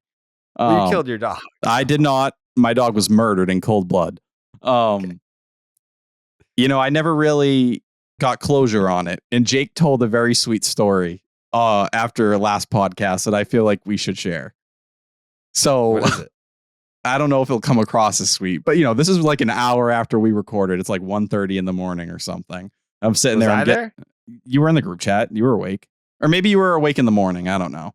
But I was told it in the text thread. Yeah, you don't remember this? No. How little this meant to you and how much it meant to me. Sorry. I was doing my notes for work the next day, and Jake texts. He goes, "I just heard a dog I've never heard before barking for 5 minutes straight." And it was like the weirdest thing. He's like, I had never heard anything like that. And after that episode, that gave me closure that Bullet is out there somewhere barking, still barking to me. Mm-hmm. Why are you laughing? It's not funny. This is emotional. No, I think I remember I texted the praying hands, didn't I? Something like that. And I think you did a hashtag. Yeah. So RIP Bullet. My dog didn't explode. Does it give you closure knowing that so many people out there love Bullet now that didn't even know that Bullet existed? Yes, and people who also had dogs named Bullet that they lost. I'm sorry for their losses. I've always coped with the dogs I've had since, but this was another way of kind of fulfilling that hole. Dogs plural? How many dogs have you killed? I have not. I had a dog after Bullet named Buffy. Buffy passed away at 7, but she was an amazing dog. My God, no, dude. she had a heart attack. Okay. Are you going to blame that on me? I mean, I don't know the details now. I didn't give the dog a heart attack. Okay. All right. And Samantha is still kicking. She's doing great. She's outside my door right now. All right. I love Samantha. But, I mean, Jesus Christ. Buffy passed away from not natural disaster, but natural causes. Did you see Alana Rizzo? What about her? On MLB Network, she responded to the Bullet tribute flyer. No, she did not. And was like, what is this? What? On MLB Network? No, on Twitter. Oh, okay. And I didn't there's so many things about this podcast where it's like, if you don't listen, I can't truly explain it. And then someone else that listens to the podcast responded. They're like, oh no, it was like a segment on the podcast. And she was just like, oh, okay, as long as like a real dog didn't die. And I was like, a real dog? Are you kidding me? A real dog? I think she probably just assumed that it was a bit and it was a fictitious dog. But no, Bullet's big dead. Oh, what the? I'm fucking reading this right now. Yeah. What is this? Shout out at NFA. What is this? And it's me and Bullet. Me and the generated Bullet. Yeah. Like we're some monsters. You got to listen to the name Redacted Pod. Dark humor. This isn't dark humor. This is my fucking life. Are you kidding me? Dark humor. She said, as long as a dog really did not die. Shut the fucking positivity horn off. We're not hyping up this behavior. This is mean. This is mean and uncalled for. Bullet was real. He was alive. He passed away. Yeah. Fuck you. My life's a joke. My life is a joke to you guys, huh? Fuck you. Hey Jake, why don't you tell us about Blue Moon? And because I'm thirsty right now. Some beers can say they're brewed for baseball, but only Blue Moon is brewed by baseball. Beer and baseball just go together, and no beer goes better than the one that was literally born in a ballpark. Blue Moon was created at Coors Field in Denver, Colorado. It's the natural choice for opening day and all season long. Tyler's mad because last episode I said his dog exploded. To be fair, he is right. That's not accurate. His dog was hit by a car. One of my favorite times to have a Blue Moon is at Fenway Park. There's nothing like having a long day at the office, knowing you have Red Sox tickets for that night, coming home, driving to Fenway, getting to your seats, cracking open that first Blue Moon and watching first pitch. It's just a feeling you can't even explain. There's nothing that pairs better with that than a nice cold Blue Moon. With its refreshing flavor with Valencia orange peel for a subtle sweetness and hints of coriander, Blue Moon Belgian-style wheat ale is a one-of-a-kind beer that's made brighter. It's carefully crafted and full-flavored with refreshing notes and a smooth, creamy finish. Blue Moon was brewed by baseball to give you a dose of nostalgia and get you excited for the new season. Why strike out with the same old beer when you can get something one-of-a-kind? Its bold flavor, bright explosion of color, and iconic orange slice ritual guarantee a one-of-a-kind beer experience perfect for spring weather. Best served with its signature orange garnish to showcase its beautiful bright color, a beer this good only comes around once in a Blue Moon, but you can enjoy it all season long. Bring the ballpark to you with Blue Moon Belgian-style wheat ale. It's one of a kind every time. Check out shop.bluemoonbrewingcompany.com for beer and baseball merch, or visit get.bluemoonbeer.com/Jared to find Blue Moon delivery options. That's get.bluemoonbeer.com/Jared. Blue Moon, made brighter. Celebrate responsibly. Blue Moon Brewing Company, Golden, Colorado Ale. Thank you, Jake. Spare me. Appreciate that. R.I.P. Bullet. Forever in our hearts. And on the side of the road. Fuck you. Listen. We got to talk about this game. We got to talk about, let's talk about something just as dead as my first dog, Nick Pivetta's time in the rotation. Speaking of things that got absolutely drilled, we have 3 home runs to talk about in this middle game. What? Continue. It was kind of a bar. Justin Turner, Tristan Casas, and Jaron Duran all hit home runs off of Luis Castillo in this middle game here, where the Red Sox scored 9 runs which was big. They needed that. And I said that about the final game. But after the 2 blown saves and, you get blown out, it's like, all right, now it's a trend. Like, this is bad. You get blown out back-to-back games because you lost in a blowout in the series finale against St. Louis as well. You got multi-hit games from Verdugo, who, by the way, we haven't mentioned that. He came out of the game tonight. I don't know how, like, was there anything said about that after the game? All we saw was that it was just like a groin, but like, was it precaution? Like, what's going on there? Precautionary is probably the right way. Core said he should be ready for Friday. Okay. That's at least the expectation. I think they kind of saw it. He probably just got a little tight or whatever. He had that adventure in right field to catch that ball, to stop the 3-run homer. He looked a little weird running the bases too, but he seems to be the route that he took tonight was fucking hilarious. I don't even blame him. It was the wind. The wind took that ball. That ball should have been past the bullpen. It was a miracle. And he still caught it. Still caught it. Elite. Not get enough credit for how he has changed himself defensively. That was another guy that people were like, I don't know about that defense. Very sus, very questionable. But he is a good defensive outfielder. I was asking you earlier if there was any audio of the Nick Pivetta to the bullpen thing. We do have some. Oh, we do have some. Yeah, go ahead. Can I please have a moment, please? Can I just please get the fuck out of my room? What the fuck's wrong with you? Wow, that's crazy. It's like I was there. I loved Cora sending shots at him. Not shots, but like speaking basically directly to the guy. What was it, before yesterday's game? Where he was like, listen, I played on the friggin' bench. I was a utility player. I didn't like it, but I had to buy into it. Like that's part of playing in the big leagues. He starts mentioning like Garrett Richards and Martin Perez.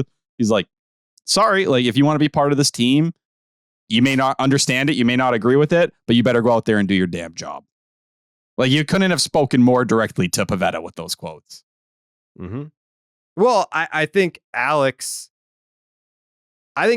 probably didn't love the original quotes, like the Catillo one, where he was like, I don't understand your question, blah, blah, blah. I'm a starter. I'm always going to be a starter. I'm going to be a starter for the rest of my fucking life. Like, no, you're not. You're going to make one more start and you're going to go to the fucking bullpen. You're going to shut the fuck up. Like, to paraphrase, after the game tonight, which the middle game was Pivetta's final start in the Red Sox rotation. I don't even want to say for now. I think that's probably it. 5 1/3, 6 hits, 4 earned runs, 4 walks, 6 strikeouts, gave up a bomb. The ERA settles at a 6.30 for Nick Pivetta. And after the game tonight, he said all the right things. Everything that we, in fairness, blew up on him about was completely justified. And he said all the wrong things his last time in front of a microphone. This time he said all the right things. He said, I'm going to take this in stride. I'm going to go to the bullpen. I just want to win. He talked about winning a World Series, which I think was a bit of a stretch, but you have to say that. I get it. I'm going to do what's best for the team, and I'm going to make the best of the situation. We know that he wants to be a starter. That's fine. Like, there's nothing wrong with conveying that you want to be a starter. You are a starter. You have been a starter. That's your job. You've been a starter. But when you fail at that and you're no longer bringing value to the team in that role, but the team still sees value in you as a pitcher, you can help us out in the bullpen. All right, change your attitude, go into the bullpen and get some big outs for us. Like, that would be great. And he said all the right things this time, which I appreciated. I didn't think it was phony. Like, we know how he truly feels. We know that he wants to be in the rotation. We know that he feels like he can still be in the rotation or that he should be there. Fine. But he said all the right things, and that's all that matters. If you're pissed about it, take it out on the opposition when you're pitching out of the bullpen. Make the best of the opportunity. That's it. And hopefully this is the start of him doing that. Yeah, I think, and credit to him, right, for saying those things. And I think some people take it because we were so hard on his comments and really his performance that we don't like the guy. Like, we have respect for Nick Pivetta. What he did in 2021 and what he gave you the last couple of years was very solid. It was what you needed at the back end of that rotation. He has value. This isn't like some people are like, just DFA him. No, well, you're not going to just DFA Nick Pivetta. No. There's stuff like he has legit stuff. And if someone goes down, maybe there is a way things play out where he would step back into the rotation. It's just don't go out there and pout. That's all we're asking for. And the first day of that, he did it. Don't pout, figure it out. Yeah. That's it. And I didn't see pouting. He looked like he was out there. He's sitting next to Kenley. I think that's not by surprise. Kenley's taken a lot of guys under his wing who have been down or kind of going through it that needed a little guidance. Caleb Ort, Zach Kelly, and just kind of been that comforting soul for them. I think Nick Pivetta, who's probably angry inside right now, a little annoyed with the situation in the team, Kenley can be there and kind of say, hey, like, this is where you need to be coming from a veteran who's had his ups and downs in his career. It's going to be all right. This is what you need to do to get to where you need to go. I'm not going to sit here and tell you I know what Nick Pivetta is going to be in the bullpen. As a reliever in his career, it's a 6.12 ERA in 32 and a third innings. We saw what he did in 2021, though, so that's inside of him. It's just about how he's going to go about it. Are you going to have the right approach? Can you go do what Cutter Crawford's done? Give me 2 or 3 innings, bridge the gap, let your stuff play up a little bit. You only have to go through a lineup probably once max. Do that. But if you're going to go out there and pout, then we're going to have some actual real problems. I just hope that his actions match his words. Because if we do get a Pivetta that cares out there, it's going to go a long way towards filling those shoes of Schreiber. Mm-hmm. Yeah. I'm happy with the result. As a guy that was a Nick Pivetta defender, I switched up based on the results. And here's where we're at. Nick Pivetta is in the bullpen. The Red Sox still won the game. They won big. 9-4, middle game, had the 3 homers. This was the Winkowski game that you were talking about. Yep, that was Winkowski. I thought that game was the script of good wins this year, right? Like it was good offensive production, especially early. The starters being, very blah. And, Pivetta gave you a chance to win. People got mad that I said that. He did. He didn't give up 7 runs in 4 innings like he did against Atlanta and the game was over. He kept you. It was a tied game when he left. Or actually, he was up. But it was, when he gave up those runs, he never actually let them get ahead.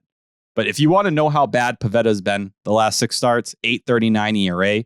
That's 76 out of 77 starters. 6.10 FIP, 75 out of 77. 166 WHIP, 75 out of 77. Like, as bad as a starter can be, that's who he's been. I hope for him going out there, dude, give me anything that resembles 2021. Anything. But I think what you saw with the bullpen in that game, in the second game, is something that hopefully you can build on a little bit here and get back to where you were, because I think the bullpen, like the lineup, is the motor that drives them. If you don't have that, we saw the first game of the series get away from you in a heartbeat. The last game of St. Louis, game gets away from you in a heartbeat. You can't keep those middle, lower relief innings together. And I think that's why you're seeing them depend on Cutter and Pivetta to hopefully be those bridge guys. Shout out to Ryan Sheriff. Got called up. Got the hold in that game. Justin Garza? Yeah, Justin Garza. Can't forget him. I wanted your thoughts on Verdugo stepping up and kind of, calling that players meeting. Yeah. Yeah, I forgot about that. Yeah, I fucking love that. I saw Verdugo yesterday. I told you I never see him bopping around. But I think what it probably is, this is my theory, is that I'm always there on weekends. And if like the weekends, for whatever reason, feel more busy and guys are just whatever, but it's more laid back during the week. So I saw him bopping around. Seemed to be in a great mood. Said hi, what's up? Would love to get him on the podcast at some point again. People forget we had him. Been on. All I'm saying is stuff like that makes me buy more on a potential extension, like way more. Yeah, when you're talking about young guys who take a leadership role on this team, he seems to be the guy who stepped up. Yeah, like that's him saying, like, looking around, being like, "Oh fuck, like this is kind of my team too." Like I get, like Justin Turner, he's obviously a leader. He is a clubhouse guy, but he's probably going in there not trying to be alpha dog. Like he's not going in there being like, all right, now that I'm here, this is my team. He's probably going to guys like Verdugo being like, hey bro, like when I was your age, this is how I transitioned into the guy when it was my team. And if you want to be here for a long time and it does, like, you're not just saying, oh, I want to play until free agency and I want to get the bag. Like if the Red Sox are saying, hey, we're kind of interested in an extension and you're interested in being here for a long time, this is how you show them that this is a no-brainer to give me an extension. This is my team. This is how you get the fans on your side. Doesn't always work out, Xander Bogaerts, when it's like, oh, that's his team. He's the leader. He's the guy. He's the guy that everyone looks to. Doesn't always work out that way, but it certainly helps you build a case. It certainly puts more money in your pocket when you help from a baseball standpoint on the field. But then you're also the guy that stands up and says, all right, players only meeting. I'm running this shit. This is my fucking team. I mean, it's like Rafi, he's the face of the team. It is his team. He's obviously the highest paid player. He's the most talented, but there's different roles. You know, like even you go back to 2004. Not that I'm comparing the 23 teams to the 04 team, but who is the guy with the mouth? It was Kevin Millar. He was like the 7th best player on the team. Like, 2013. that might be pushed. Like you had like a Johnny Gomes that played like a very pivotal leadership role. Who, you know, Johnny Gomes is like you're a platoon outfielder. He just got there too. It was his first fucking year. That's it. And he's like kind of like, you know, David Ortiz is the guy, Dustin Pedroia. But as you see, different guys step up. Even when it was Pedroia and Petey, it was like, you know, David Ortiz, but Petey was kind of the different little like, you know, not pissy, but like the fire you up dude, the guy who was kind of sitting there and like, step the fuck up. Like, let's go. Come on, get out there. Like, stop being a bitch. Let's do it. It's different ways of going about things. Yeah. Yeah. I love to see that.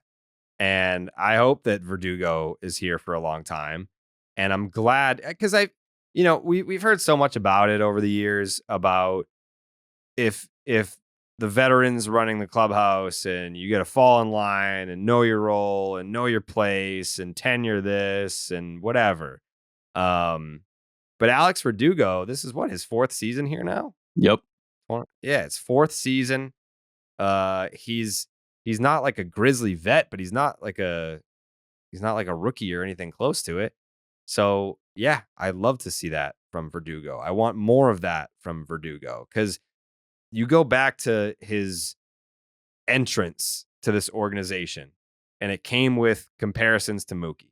This is the guy that the Red Sox got from Mookie Betts. He's walked out of that shadow. He's performed himself out of that shadow. That's not saying that he's been better than Mookie Betts. That's not saying that the Red Sox won the trade. It's just saying that we don't associate him with Mookie anymore. Alex Verdugo is his own man now. He's his own player. He has his own reputation. He has his own impact on the Boston Red Sox that is standalone. And the way that he continues to do that and build his legacy here in Boston is by doing stuff like that. You know, you go out there, you have all these fucking walk-off hits. The fans love you. You bring high energy. Cora loves him, but Cora, they have a similar relationship like him and Eddie Rodriguez, where it's like, yeah, I'm going to fucking call you out because I think that you're better than this. And to get that out of you, this is what you respond to. And it worked. It worked. You're seeing it already this year. So I'm sure that, you know, Cora is sitting there being like, fuck yeah, like that's what we need out of you. If we lost 4 straight, go flip a chair and tell everyone to fucking circle around and get your message out there. And that's what you saw when that game started. Like him beating out that Colton Wong bobble set the tone. I feel like that was the tone the next 2 games. I was like, oh, that's the 2023 Red Sox. They're back to doing it. Like, we're going to hustle. We're just going to play fucking harder than you. Like, no matter what, we're going to be on it. I'm not taking any shortcuts. I'm running full speed, busting my ass. And we saw he was nervous. Like it was mentioned in that article. He was kind of trying to feel it out, make sure he went about it the right way.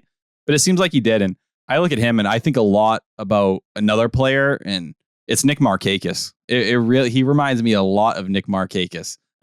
Just in terms of the player he is, like you're going to play very good defense in right field. You may never be the 30 home run guy, but you're going to hit for a high batting average. You're going to bring some athleticism, and you're going to give me somewhere between, 15 to 20-ish jacks, maybe a little less some years, maybe closer to that 20 mark at some point. But that's what you bank on. And Nick Markakis was, close to 3,000 hits. That's how long that guy stuck around in this league, especially when you're someone who's a leader. Like that goes even beyond that. I think that's where the Red Sox sit, and they're like, yeah, we have Devers, but who else do we have that's further enough in their career that isn't, a first-year guy or a second-year guy? Like Garrett Whitlock's been here a couple of years now. Tanner Houck's been here a couple of years. Devers has obviously been here for a bit. Where else do you find that on the position side? Verdugo's kind of the guy that fits that mold. So I think if you're building this team, that's the guy you kind of look to. And I hope he keeps running with it, like you said, because if he does, I think it speaks to where this Red Sox foundation is going, and really more stuff you can dream on and say, all right, I get Heim's vision. I understand what direction this team's going in. Yeah. While we were talking just now, Ryan Sheriff is the corresponding move for Cutter Crawford. Oh, wow. That makes sense. Okay. So he ends up. So, whoa. Whoa. Oh, well, no, they don't have to DFA him. And they kept him on the roster, right? Even though he ended up taking the 40-man spot for Brazier. Yeah. Okay. So, yeah, you get to keep him in the system and you can kind of work him up and down depending on what you need to do. They also might just DFA him whenever the time comes and they need to open a spot. But that makes sense. Okay. He was good. He came up 2 scoreless innings. I don't really know what more you can ask for out of a guy like that. Yeah. That's depth on the 40-man. That's Heim. It's Heim cooking, baby. Let Heim cook. Got to see Heim on Tuesday. I saw that picture you guys took.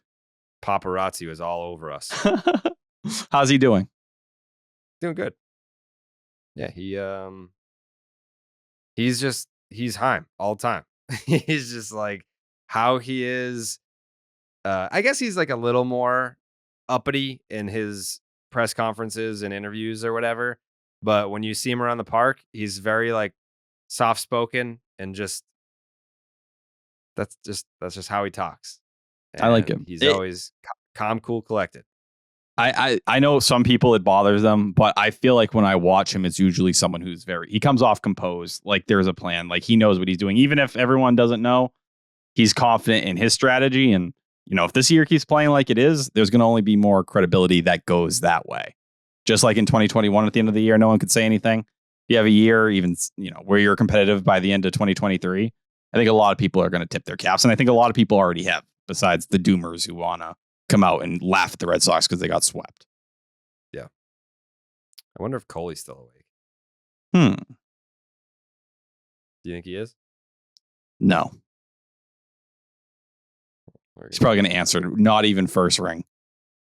I don't know. Hello? He's just going to answer and be like, Duran, Pablo. Or he might not answer at all. If he doesn't answer in 3 rings, I don't know.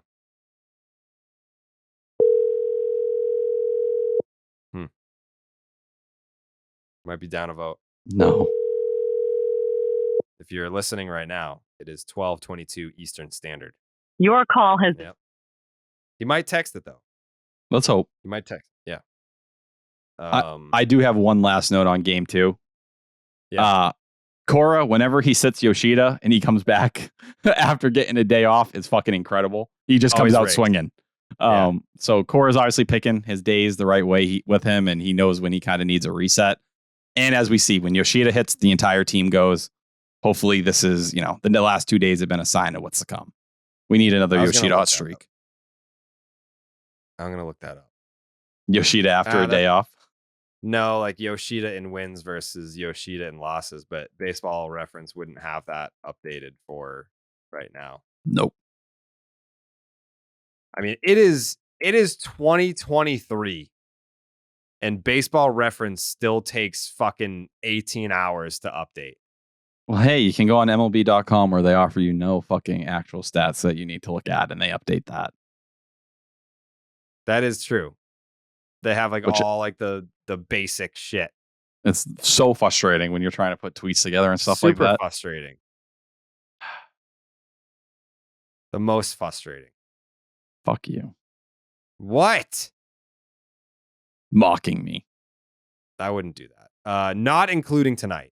So you can get the picture. Not including tonight. In Red Sox wins, Masataka Yoshida is hitting 333 with an OPS over 1,000, 10-14. In Red Sox losses, Masataka Yoshida is hitting 262 with a 732 OPS. Kind of tells you. It feels like whenever they win, he's in the middle of it every single time. Mm-hmm. Yeah, it's a 600 slug in wins compared to a 393 slug in losses. So, anyways, shout out to Brian Bayo. Got the job done. B-Day boy. Hated the 5 walks. Dude, he's battling. Dude, everything. His ankle's getting taped up while he's on the mound. He had some weird rubbing from his new Rafael Devers cleats.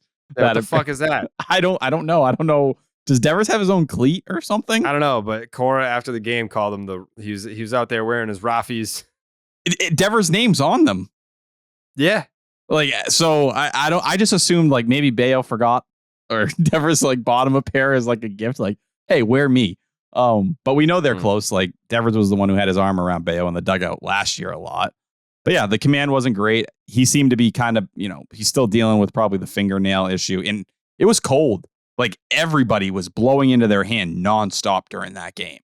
Yeah. So I think between that and the wind, not a great combination, but he did something that I haven't seen Nick Pivetta do. It's, I don't have my best stuff, but I'm going to give you 5 innings in 1 run. I was talking about that the other day, someone at the park. I forget who the conversation was with, but the cold factor and how like fans just don't want to hear it. It's like, you're getting paid millions of dollars. Like, go out there and throw the baseball. It's like the human body can only do what the human body can do. And just go outside on a day where it's 48 and you're wearing a t-shirt and try and throw a baseball as hard as you can. Like, it's just fucking hard. Doesn't matter. Like, getting paid millions of dollars does not make your body react differently to the elements. Like, it's not about complaining about it and be like, oh, it's too cold and I want my jacket and I'm really cold. It's like the human body can only do what the human body can do in those conditions. So up until the St. Louis series, and the weather was pretty good for like the first couple games of the Seattle series, but we've had such shit weather at Fenway.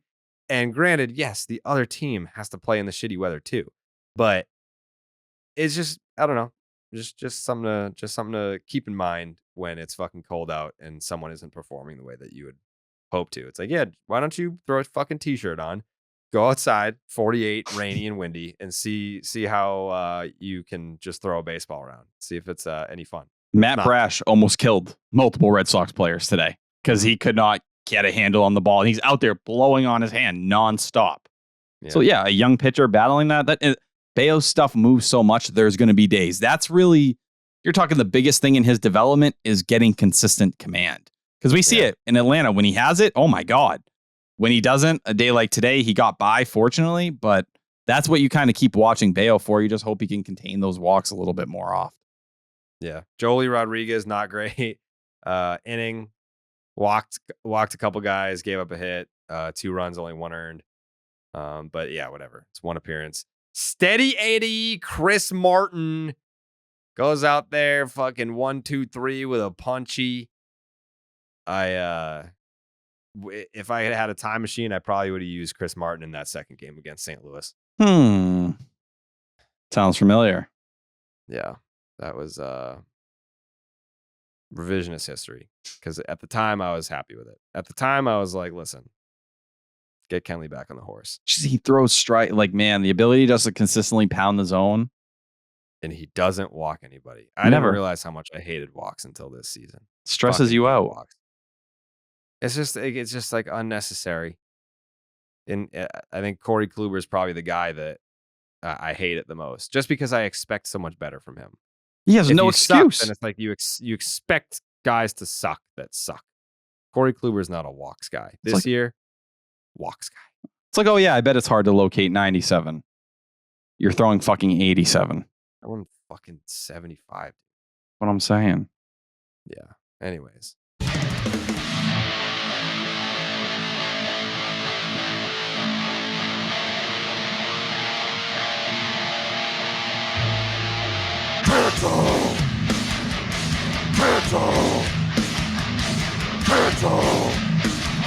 Potential Series MVP.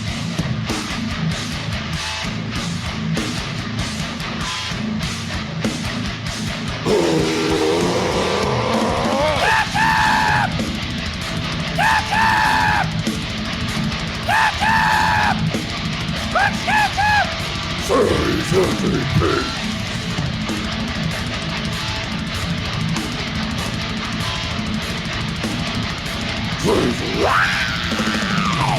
The Clark's Ketchup Series MVP brought to you by Clark's Ketchup. Drizzle that ketchup. Again, I apologize for the last series win where we did not hear the Clark's Ketchup Series MVP theme song. Red Sox lost 4 straight games. People were saying it's because you didn't play the theme song. Might have been. I disagree. I respect the sentiment. Thank you for thinking that we have the power to make the Red Sox lose 4 straight games. It wasn't us. Don't blame us. But the Clark's Ketchup Series MVP is, as always, brought to you by Clark's Ketchup. Drizzle that ketchup. Here we go. Leading the Red Sox in batting average this series. Shockingly, I did not realize how well this person was doing. Who do you think it is? In batting average this series, I am going to go Pablo Reyes. Jarren Duran hit 500 in this series. The homer, he had a couple hits today. Walk, he had an RBI single in that second game as well. Jarren Duran hit 500 in this series. Leading the team in on-base percentage, Jarren Duran, 545. Leading the team in slugging percentage, Justin Turner, 923. Leading the team in OPS, Jarren Duran, 1445. Leading the team in hits this series, Justin Turner. Shout out to Pablo Reyes, who had 5 hits. Jarren Duran also had 5 hits. Leading the team in home runs, Justin Turner with 2. Jarren Duran had 1. Leading the team in runs scored, Justin Turner scored 4 times. Alex Verdugo also scored 4 times.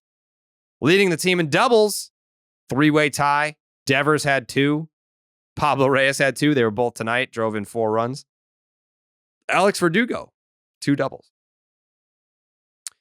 RBI, we got a 3-way tie. Justin Turner drove in 4 runs. Pablo Reyes drove in 4 runs. Masataka Yoshida drove in 4 runs. Also, again, he only played in 2 games this series, but Masataka Yoshida did not strike out in this series once again. Extra base hits, Justin Turner, 2. Devers, 2. Pablo Reyes, 2. Total bases, Justin Turner, 12. Jarren Duran, 9. Pablo Reyes, 7. Okay. I think what I'm going to do is we're going to vote here first. Yeah. And then we'll go to the celebrity panel. I'm going to go with Jake first. I'm going to go Justin Turner. Justin Turner. Yeah, 2 home runs in both wins. They came at big spots in the game too. In the first game, or in game 2, it was to put the Red Sox up 3-0. Game 3 was to put the Red Sox up 5-0. So, I mean, I just feel like 2 home runs in both wins that gets you the win. It's pretty big. Tyler Milliken. Yeah, I'm right there with you. I'm going to go Justin Turner as well. Turner. I think he set the tone for the lineup in the series. Like Jake said, those 2 homers, they were the ones that got the offense going. Cora called him the table setter for this entire lineup. That's what he did. Another vote, Justin Turner. I'm also going Justin Turner. That is 3 votes, Justin Turner. Kevin Youkilis. Justin Turner. Lou Merlone. Justin Turner. Tom Karen says Justin Turner, 2-run dongs for days. I like that. Will Fleming says Justin Turner, packets for Lopez, Yoshida, Duran, Verdugo. Okay. Appreciate that. The packets. That's a nice touch. And finally, our manager, Alex Cora, says Justin Turner. Ladies and gentlemen, your Clark's Ketchup Series MVP, Justin Turner.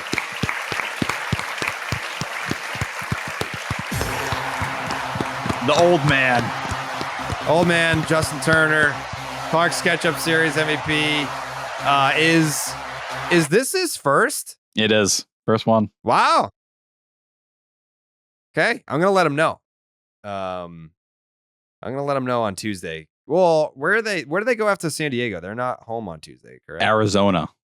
Yeah, fuck. Corey Lavella was good. I have to go to Arizona in June. Did I already say that? No. It's a secret. Cut that out, Jake. Yeah, bleep that, Jake. I'll be in Arizona for a surprise. Involving the Red Sox? No. I'm going to Arizona too. For what? I got business. Bro, the fuck are you doing in Arizona? What days are you going to be there?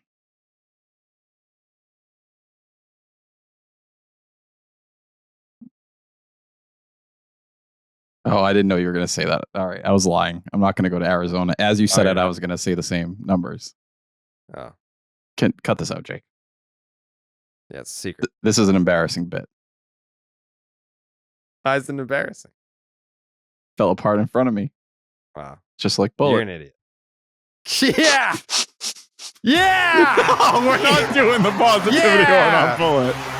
Bullet fucking exploded. No, he didn't. Yeah, he did. No, he didn't. Wow, didn't even get to make one trip around the sun. All right. Because of Tyler. That's Fuck true. you. That's true. Come on. That's not what. Am I wrong? Jake, am I wrong? That is accurate. That's accurate. There's no way you go to heaven after something like this. It's over for you. You're done. You killed a I dog. didn't kill. Okay. Okay. Can I explain? You're a Pokemon guy. Yeah. You know who Umbreon is? You remember that? Okay. He's not one of the original 150. Yes, he is. Eevee. You know who Eevee is? You know who Eevee is? Yeah. Okay. Well, actually, you're right because Umbreon is he's Gen 2. He's Johto. So I was 100%. You know Pokemon? I know Pokemon. Well, not one of the original. He evolves from one of the original. So reel it in. Coley just texted Turner. Interrupting Bullet. I'm sorry. Go ahead. I thought Bullet was like Umbreon, the Pokemon. See, this is going over my head because I was an original Pokemon guy. But look up Umbreon. Look him up. No, everyone who no way that I know how to spell that. He looks like a dog. It's like a dog like Pokemon. And I let the dog out. Also explode? No. No. I let Bullet out thinking like Umbreon. He'd follow me around like he does in Pokemon. Yeah. Bullet did not follow me around. Yeah. Ended up like Charmander with his tail on fire after the car ran it over.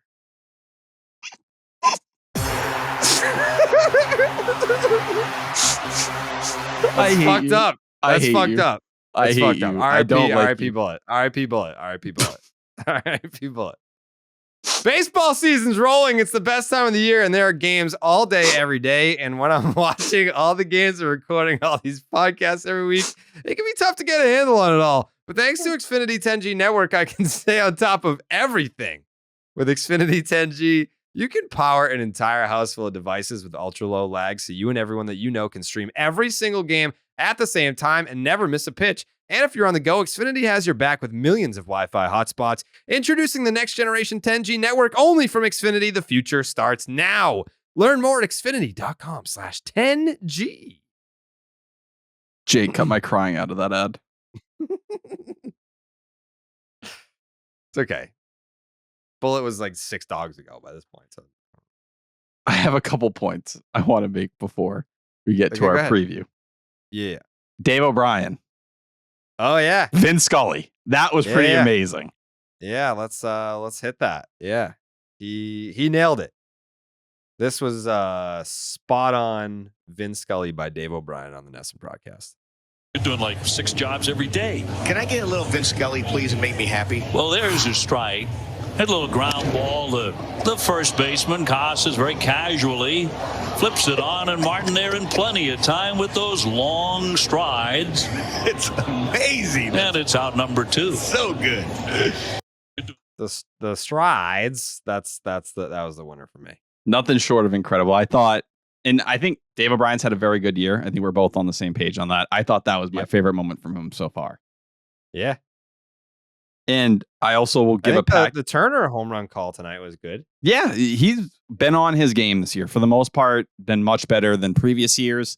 Kevin Millar, like, I'm not crapping on him, but I thought last year you could tell he was very nervous up there. He seemed nervous in the booth. Like, at times he even said it, like he felt like he was talking a little too much or a little too fast. And, you know, I grew up watching intentional talk every day on MLB Network. You see when he's in his element and he gets on those stories, that's what he felt like in this series. Like, he was a blast up there. Yeah. And I thought he pulled a lot of personality out of Dave O'Brien. Yeah, they were laughing up there. Justin Turner home run was good. Where is it? Yeah, okay. Here it is. 4 home runs. There's a swing and a drive. That one's up there, and that ball's gone. Yeah. He strikes again. Up into the monster seats. All right. That was all right. That's all right. He's excited. Yeah, we can't always say that. Yeah. And there was one other thing. What? I felt like last episode, right? We talked about, I guess you would ask me to define percentiles, and I didn't do a good job doing that. Yeah. Did you sucked at that? Was that bad? Listen, first off, I agree with Section 10 Reddit. You did not. You just were just like, oh, people don't know what percentiles are. Well, the thing about percentiles is that they're just fucking percentiles. That's it. All right. Not wrong. You not did. wrong. That's what you did, Jake. Is that what he did? Fuck you, Jake. Yeah, that's what happened. That's Okay. pretty much what you did. Yeah. I side with the people on that one. I'm not disagreeing with them, but I'm here to right my wrongs, I guess I would say. Yeah, go ahead. And I've only taken one statistics class. Oh, you know what? I actually, so on this note, this is good because I was going to ask you this off the air. So now I can ask you on the show. A listener of both podcasts, Baseball is Dead and Name Redacted, reached out and they were like, it would be a cool crossover, like video content type deal if you and Jay Hay kind of did like that together. You guys just like nerded out. You're both like the resident nerds on the podcast. Fuck yeah, that would be a blast. I'd definitely be down for that. Yeah, I think he would too. Fucking geeks. Yeah, he would probably like that a lot. You guys can just be like, oh, here's this fucking percentile. Whoa. Very good Twitter follow, by the way. Just want to shout him out on that. Does he follow you? Yeah, we follow each other. Oh, Recently followed each other, but you know, I get to witness greatness now. But no, I think this is always a battle at 98.5. It's like, can you make it so it's easier for people to digest? Now, this is my definition of a percentile. I don't know if you're going to like it. I don't know if it's going to make sense to you. I want you to be honest. Do you have a school bell? A what? A school bell from Mr. Milliken. Jared, I asked for this 6 months ago. A what? Pat was on this podcast when I asked for this. You asked for what? A school bell. What is that? Like, a school bell? Did you never go to fucking school? Oh, a school bell. Did you just learn how to talk? Jake, did that not sound like it was like he was saying like a fucking word that was not 2 words that were Shut school the and fuck bell? up, Jake. Don't. He literally said he was asking me for like a school bowl. I was like, what the fuck is that? I didn't get it till the 3rd time. Yeah. Am I dying? Can I no longer speak English? Dude, no one is going to be on your side on that one. No one. Let me know. Please reach out and let me know. It's time for Dodger baseball. You are just, there's something wrong with your brain where you think you're like doing things the right way and you're just not. Ever? Not all the time, but like there's just like certain times where, like, perfect example, like why we're talking about this right now. You just were like, yeah, people want me to explain percentiles and like, here's the explanation without explaining it. Fair point. So a Go ahead. percentile, right? Yeah. It's Yeah, basically a percentile is basically a number or a stat that you can kind of look at and where it stands in a set of data. That's like where the percentile. So say barrel percentage, right? When we talk percentiles like 50th percentile or whatever it may be, we're mentioning these where they fit in this set of data. Now, what is that set of data? That's the pool of baseball players, as we see on Baseball Savant, that fit into that pool in those rankings. Now, there's a certain amount of plate appearances that play into that equation, right? We saw with Jaron Duran, it took a while for us to see his Baseball Savant page. I don't know what this fucking shit is. Oh, is this Jeopardy? Right? Jeopardy? So, for example, Jaron Duran, 87th percentile outs above average. That, when you kind of talk about that comparison, amongst his peers, he ranks in the 87th percentile in terms of outs above average, which is really strong. Like, his defense is as good as, he's better than 87%. That's really probably the best way to frame it. Now, if you're all the way down at 1, if you're better than 1% or in that range, then you're not very good. That's my explanation on it. Hard hit percentage, those are balls hit like 95 miles per hour or harder. Barrel percentage, I believe, based off the number alone, it's like an expected batting average of 500, a slugging percentage of 1,500, expected slug. Or it's kind of like a launch angle conversation as well, which gets a little bit more complicated, but it's like a velocity of 98 miles per hour, launch angle of 26 to 30, and that only jumps depending if the exit velocity is higher. There we go. And scene. I don't know these songs. What is this Looney Tune shit you're playing? What song is that?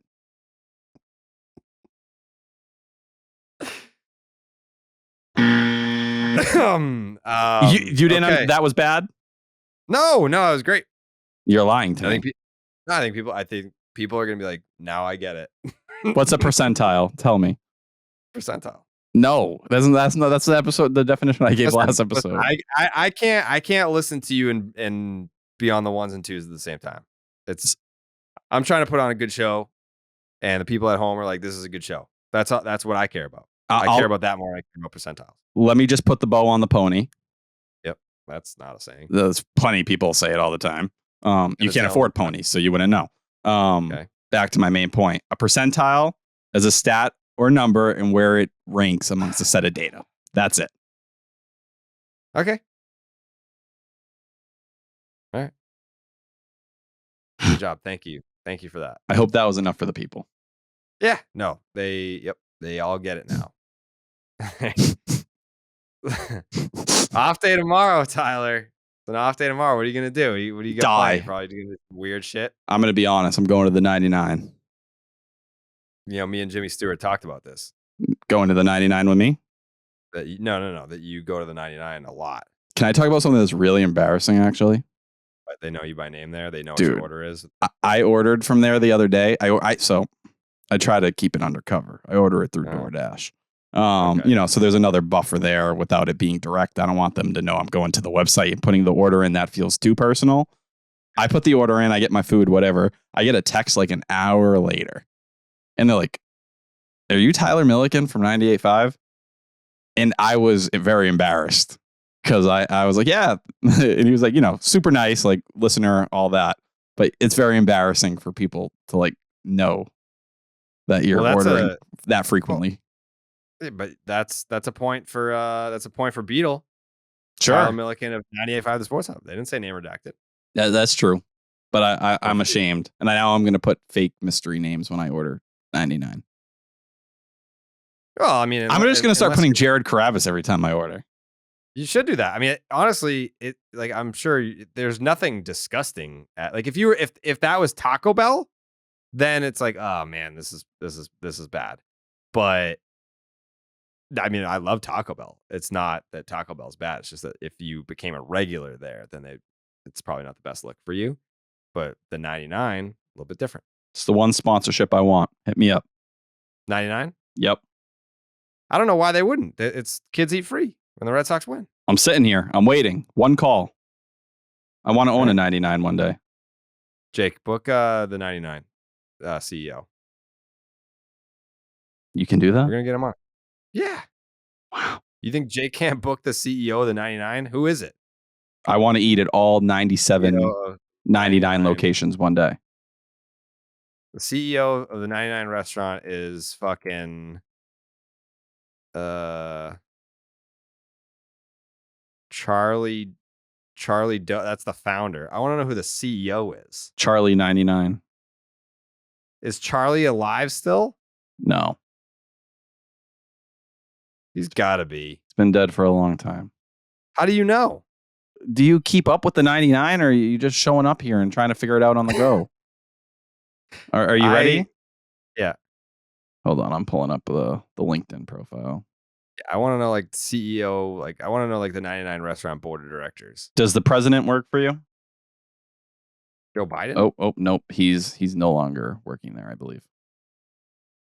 Looks like his. Nope, he's alive, I think. 99 restaurant pub.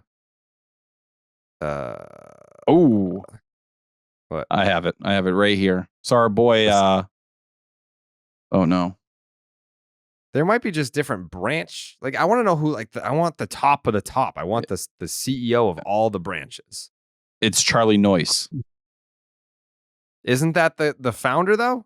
No, I don't think so. He succeeded the retiring John Grady. And he lives in Gloucester. Is that a common place? It's fucking close. We could get him in studio. Or we could do the interview at the 99 and we could eat. Yeah, I'd be down for that. I had the 99 for dinner tonight. I forgot to left that out. Whoa. Yeah. Mm-hmm. Buffalo tendies or steak tips? They have a half chicken tenders, half steak tips meal. And that's what you got? Mm-hmm. Gold Fever or Buffalo? Just raw dog chicken tenders. With nothing on them? I'm down for a naked chicken tender, I'm saying, but you have a chance at a 99 Buffalo. That's pretty serious. Yeah, well, that's just what I did. I just went raw. Fucking child. Yeah. Mm-hmm. Serving as general manager, operations director, regional vice president of operations, and then finishing his 99 restaurant career as president. So he's the president of the 99 restaurants. All right, Jake, book Charlie Noyce. We got live show at the 99. We should honestly, I don't know what's in there, but they closed the 99 in Saugus, but the building's still there. If we did a live show inside the old 99 in Saugus, we could probably fit like 300 people in there. One of the finest 99s to ever exist, by the way. Saugus? Been there quite a few times. Yeah, my picture used to hang on the wall in there. Really? Mm-hmm. Wow. That's an accomplishment. Saugus High varsity baseball team, 2006. Oh, that's like when they put up the Brockton athletes. Yep. Front row, kneeling down, varsity. I was a junior. I get that all the time. People are like, did you know that Karaba's played JV his whole life? Well, I don't know where that rumor started, but I was on varsity my junior year and my senior year. Trying to skip Bayless, you. The fact that 99 closed was the only proof that I had besides my yearbook, which I still have. So I still have my yearbook. But I think the yearbook only has like my senior year varsity. But my junior year, the varsity photo was hanging in the 99 restaurant, Saugus, Massachusetts. Bring it back. Bring it back. All right, we got to take a break and talk about Zyn nicotine pouches. We're always talking about what a team needs to get to number one, but Zyn nicotine pouches are already there. Zyn has helped millions of people achieve a lasting change, earning the title of America's number one nicotine pouch. If you're a smoker or you're a dipper looking to make a change, look no further than Zyn. Zyn is made with 6 simple ingredients and is available in a wide range of varieties, including spearmint, citrus, and even coffee. And it's available in 2 strengths so you can control your nicotine satisfaction. Because it's discreet, you can enjoy it anywhere, anytime, so you never have to miss a moment of the game. Plus, every can of Zyn earns you points towards premium items like tailgating gear, top-of-the-line tech, Zyn swag, even gift cards. Find your Zyn at your local convenience store or online at Zyn.com. That's Zyn, ZYN.com. Warning, this product contains nicotine. Nicotine is an addictive chemical. The Stop and Shop look ahead, brought to you by Stop and Shop. Head on down to your local Stop and Shop and use the verbal promo code Section 10 at the register When you order at least 5 pounds of tangerines, you will get 10 cents off each tangerine when you buy at least 5 pounds of tangerines, only at Stop and Shop using the promo code Section 10. The Red Sox are off on Thursday, and then they head to, well, they're probably heading there right now as we speak, San Diego, California. Wow, San Diego. It is a beautiful city that I love. I've been there multiple times. I enjoy it every single time that I go. You go see the Midway. They do a great little tour over there. In the air to right field. And Don Orsillo It's gone. is Slam Diego. in San Diego on the ones and twos. I feel a lot of people are probably going to watch that broadcast, right? Hand up. I will be one of them. Yeah, you gotta. You only get 3 games with Don. You got to do it. Oh, can you imagine James another Paxton. Raffy bomb? Oh, I would love that. James Paxton versus Blake Snell. That's a 9:40 start on Friday night. Then you have Chris Sale versus Joe Musgrove, who I didn't know. I don't know how he. When I was at, where was it? It must have been the All-Star game last year. One of my friends was working in like the main lobby where everything was, and I was going up an escalator to go see one of my friends. And I'm going up the escalator, get off, walking down the hallway, and I see Joe Musgrove. And we just walk past each other, and he just looks at me and gives me a head nod. He's like, "What's up, Jared?" I was like, "What's up, Joe?" And I took like 3 steps, and then I just stopped, and I was like, "Wait a second." I was like, "We've never met before. How the fuck?" I did not know that Joe Musgrove knew who I was. I still don't know, because that's the only exchange that we've ever had. Like we don't follow each other on anything. I'm not sure. So when you stopped, he didn't stop. That was just you kind of being like, "Oh shit, that just happened." Yeah, like because it didn't register. Like in my head, I was like, "Wait, why would he?" Yeah, I didn't know. But he was going one way, I was going the other way, and I'm pretty sure that might have been like right after he signed like an extension or something. I don't know, but that makes sense because last year he did get extended. Yeah, but seemed like a nice guy. He goes up against Chris Sale in the middle game. That is a 10-10 start on Saturday. Pitching matchup. And then this one. Be prepared for the hot takes, Tyler. Corey Kluber versus Michael Wacha. Because if Kluber sucks and Wacha shoves, it's going to be hot take central. We are going to be going into that podcast on Sunday. Hot takes are going to be flying all over the place. Why did you spend $10 million on Kluber when you could have got Wachaheim? Yeah, because you didn't want to give him multiple years. Shame. Why didn't you sign Wacha, Shame? That was the pitching matchups. Anyway, Blake Snell, 1-5 with a 4.61 ERA, a 1.54 WHIP, and a 9.4 strikeouts per 9. He has not been what the Padres have wanted him to be. I like Blake Snell too. Good dude. He's a big time gamer, big time sneakerhead. But with the Rays, 3.24 ERA, 3.51 FIP. With the Padres, 3.90 ERA, 3.58 FIP. ERA plus was 1.29 in Tampa. It is 99 in San Diego. He's walking people at an alarming rate this year, 5.5 walks per 9. He's walked 5 batters twice this year, 4 twice and 3 twice. He's completed 5 innings in his last 6 starts and 6 innings in his last 3, yet he's not pitched into the 7th at all this year. A disgusting 5.25 FIP on the season. Does miss a lot of bats, especially with his breaking shit curve. 51% whiff, slider, 49% whiff. He has the second best whiff rate on a curveball for all pitchers and 5th best for starters. For some reason, he only throws these pitches at a 15% rate each. Instead, he throws his fastball 55% of the time, and it might be one of the worst pitches on the season of any pitcher this year. Hitters are hitting 322 with a 589 slug and a 93 mile per hour exit velocity on his fastball. I have no idea why he throws it so much. Here's a big kicker here. Padres, what do you think their record is? He's taken them out 8 times. What's the Padres record when Blake Snell pitches? They're under 500 by a couple games. So I'm going to go, you said 8 starts? 8 starts. I'm going to go 2-6. 1-7. Ooh. His only win was on May 1st against the Reds.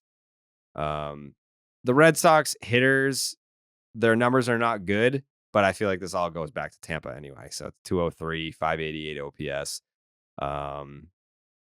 Tapia and Ref Snyder both have damage, which is interesting. Joe Musgrove, he's only made 4 starts. He's 1-1, 6.63 ERA, a 1.63 WHIP, and a 9 strikeouts per 9. He had a few weird injuries in spring training and during his rehab stint. He's yet to finish the 6th in any start this year, and he only has 1 good start out of the 4 that he's made. Even in that start, he had 3 walks in 5 innings pitched. He has 7 walks in his last 10 2/3. He already has a game where he's given up 3 home runs. In that game, he went 3 1/3, 6 hits, 7 earned, 3 bombs, only struck out 3. He got a no decision because the Padres scored 16 runs. His curveball and his slider have not been great. 17% usage on the curve, 417 average in a fucking 1084 slug. Brutal. Slider, 15% usage, 429 average, 857 slug. Slider was his number 1 pitch last year with a 217 batting average and a 355 slug. Padres are 2-2 in his starts, but 0-2 when they score less than 5 runs. Red Sox hitters 312 with an 888 OPS. JT 7-for-13 with 3 bombs against Musgrove. Michael Wacha. Old friend Michael Wacha, 4-1 with a 4.06 ERA, a 1.17 WHIP, 8.3 strikeouts per 9. Pretty much the same pitcher this year that he was last year with some inversed results. The FIP is a half run better, but the ERA is a little bit worse. He had a really rough stretch in April. A couple of starts in April. 8 1/3, 21 hits. 21 hits and 8 1/3, 12 earned runs, couple walks, 6 strikeouts, 2 bombs. His last two starts, though, he's been outrageously good. Carried a no-hitter into the 8th last start, right? He did. 19 innings, 6 hits, 1 earned, 6 walks, 18 strikeouts. That's an 0.47 ERA. The BABIP luck, what's that? 81st percentile in average exit velocity and 88th percentile in hard hit rate. His stuff has ticked down a little bit this year. 4-seam has gone from 91.9. No, it's down to 91.9. Padres 6-2 when Michael Wacha starts this year. Red Sox hitters 283 with a 762 OPS. Kike 6-for-16 with a double and a homer. Devers 1-for-7. That one is a homer. James Paxton for the Sox, 5 innings, 4 hits, 2 earned runs with 9 strikeouts, only 1 walk in his debut. Out of the 87 pitches in his season debut, he threw 73 4-seam fastballs or cutters and only 14 knuckle curves. He topped out at 97.8 miles per hour and averaged 96.3 with the 4-seam. He got 10 whiffs on 28 swings, good for a 30% or 36% rate there. Ended his day with 12 whiffs. The only concerning thing was his average exit velocity, which was 94.4. So when he was getting hit, he got hit hard. Most of the damage here for Padres hitters, Rougned Odor, 7-for-28. Xander, 7-for-23, couple doubles and 3 bombs. That's an 11-16 OPS. Chris Sale. How fucking weird does that feel that we're doing like the opposite side? It's like, oh yeah, like Xander. It's like he's on the other team. Makes me uncomfortable. Makes me really uncomfortable. Chris Sale, 3-2, a 5.40 ERA, a 1.27 WHIP, and 11.2 strikeouts per 9. But we're talking about his last 3 starts here. That is 20 1/3 innings pitched, 13 hits, 5 earned runs, 2 walks, 24 strikeouts, only 1 home run allowed, a 2.21 ERA, a 2.17 FIP, and a 5.02 opponent's OPS. That is a strikeouts to walks ratio, 24 strikeouts to 2 walks. Pretty fucking good. He's not walked multiple batters in his last 4 starts started the season with 2+ walks in 4 straight starts. The Red Sox are 5-3 when he starts.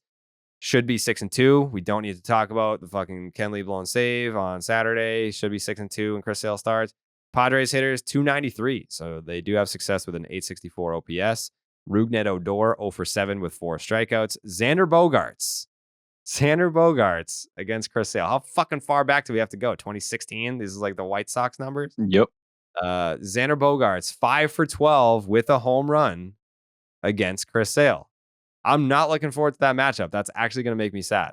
Like, I don't care. It's like, oh, Paxton versus Xander Bogaerts. Who cares? Like, it's not, they weren't teammates. They didn't win a championship together. Corey Kluber in a Red Sox uniform versus Xander Bogaerts. Who gives a fuck? But Xander versus Sale, that's going to make me sad, especially knowing that he's got 5-for-12 with some damage there. 1,200 OPS. Okay, Corey Kluber, 2-5, 6.41 ERA, 1.47 WHIP, and a 7.6 strikeouts per 9. You got Whitlock around the corner. Crawford is back in the pen. Discussions about Kluber's long-term future on the team should pick up with this start. Success or fail, in my opinion. The Red Sox have won 3 of Kluber's 8 starts. By no coincidence, 2 of those wins have come in his only 2 walkless starts this year. When he walks guys, it's bad news. Talked about that earlier. He's allowed a home run in every single start and 2 home runs in 3 of them. That's a problem. Kluber's career worst home runs per 9 was 1.3 in his rookie year, and his career number is 0.9. This year, it's 2.5. So, walking guys and giving up bombs, not the recipe for success. Padres hitters, 267 with a 785 OPS. Xander, the matchup that everyone is looking at here. Xander Bogaerts versus Corey Kluber, 8-for-32, 2 doubles, 7 strikeouts, but a 585 OPS. Prediction time. Again, it is James Paxton versus Blake Snell, Chris Sale versus Joe Musgrove, and Corey Kluber versus Michael Wacha. By the way, me and Tyler were correct on the predictions for the Seattle Mariners series. Boom. Can I tip my cap to you? Why? Because I picked the order. Yeah, and I was like trying to talk you out of them hitting Luis Castillo, and you ended up being right. I didn't nail Marco Gonzalez, but I tried to talk you out of Castillo, and you nailed that one. Yeah, that's right. That one was for Bullet. Don't. What? I dedicated the You prediction can't to dedicate Bullet. shit to him. He doesn't accept it from you. Why? You said he was on fire like Charmander's tail. I said I that's not what I said. Play it back. He gone! Anyways, prediction time. I'm gonna go 2 out of 3 again, and I think that they will lose the finale, which sucks. I hate that. I hate when you win a series but you lose the last game because then you like walk it. Because isn't that predictable? Like, you should beat Blake Snell, you should beat Joe Musgrove, but Walker's been throwing the ball really well lately. Corey Kluber sucks, and it just feels like the sports radio vortex needs, even though they win the series, they need something to bitch about, and that thing that they're going to bitch about is, why did you sign Corey Kluber and not Michael Wacha? We know the answer. I mean, like, if you're a Red Sox fan, you know, like, Kluber was a 1-year deal. Wacha wanted 4 years. He got it. He wasn't going to get 4 years here. Like, I'm fine. I'm like, obviously, I think Kluber sucks, and I don't want him in the rotation anymore. But I'm fine not giving 4 years to Michael Wacha. It's not It's not a lack of talent. You have the arms. It's just how they're kind of organizing these arms. Yeah, I am more than fine with not signing Michael Wacha, but I just know the collision course that we're going to be on with fucking Red Sox Twitter when that game happens. So I'm going 2 out of 3. I think they're going to win the first 2. I think they're going to lose the last one. Jake, what do you got? This one's giving me sweet vibes of going Red Sox taking all 3. Yeah. What part about it, like, do you think stands out the most for like a sweep? Just like the whole playing 3 games thing and winning all 3 of them. Yeah. Okay. All right. I see that. That's a fair point. I mean, you bring up a good point. Tyler, what do you think? I'm going to want to die every time I see pictures of Devers and Xander. during this. I'm not looking forward to any of that on my timeline. Deborah said he still talks to Xander every day. I'm happy. That makes me happy. I can't see them together because it makes me start thinking about it. But I will say, Xander, as much as we've talked about his hot start to the season, been cold for some time. This month, hit him 184. Not ideal. Now, would it be probably right on cue for him to get hot against the Red Sox? Yeah. But I think I actually line up with where you went, Jared. I think the Red Sox are hot right now. The bats have really got going the last 2 games. Blake Snell, someone who puts a ton of guys on base. That's what this lineup should excel against, right? Probably going to get another Rob Refsnyder start. We know he mashes lefties. Chris Sale versus Musgrove. Part of me feels like, are we due for a bad Chris Sale start at this point? No. But I think we're going to get another good one. But even then, it's like the Red Sox have seen Michael Wacha a bit, so do I fear him? No, but I think Corey Kluber is going to get his shit absolutely kicked in. I wouldn't be surprised if Sale is like fine in this second game. But I think the Padres, morale-wise, they're down right now. Manny Machado is still day-to-day. He has that fracture in his hand, and everyone doesn't really know what's going to happen. Well, and that's almost like a bad thing. He's been ass this year. Yes, but no. You'd be terrified of Manny Machado in a big moment. You would be. Don't lie. Yes, you would. You'd be shaking, and I would be shaking as well. But I do think they pulled 2 out of 3 here. And honestly, I think the first game is probably going to be like a pretty good beatdown, similar to the last 2. Second, close. Third, the Red Sox get railed again. It'll look like the final game of the Cardinal series.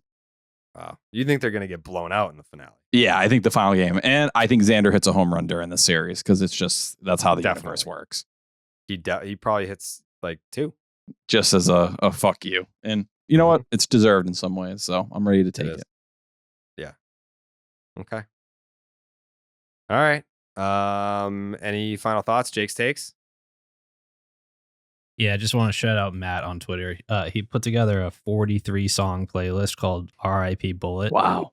And the first of all, the cover art for the playlist is a picture of the movie Old Yeller. Okay. And then it was every also single murdered, right? Right, yeah. Mm-hmm. And every single song in the playlist is like a car or driving related song.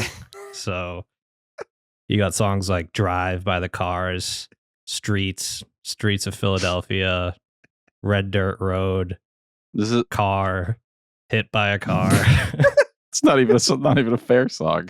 Don't get hit by a car. I will. Shout out Matt. I don't know who sent it to me via the DMs, but someone sent me "Fast Car" by Tracy Chapman. Is that her name? And said this song reminds me of Bullet. So shout out to the person who sent me that as well.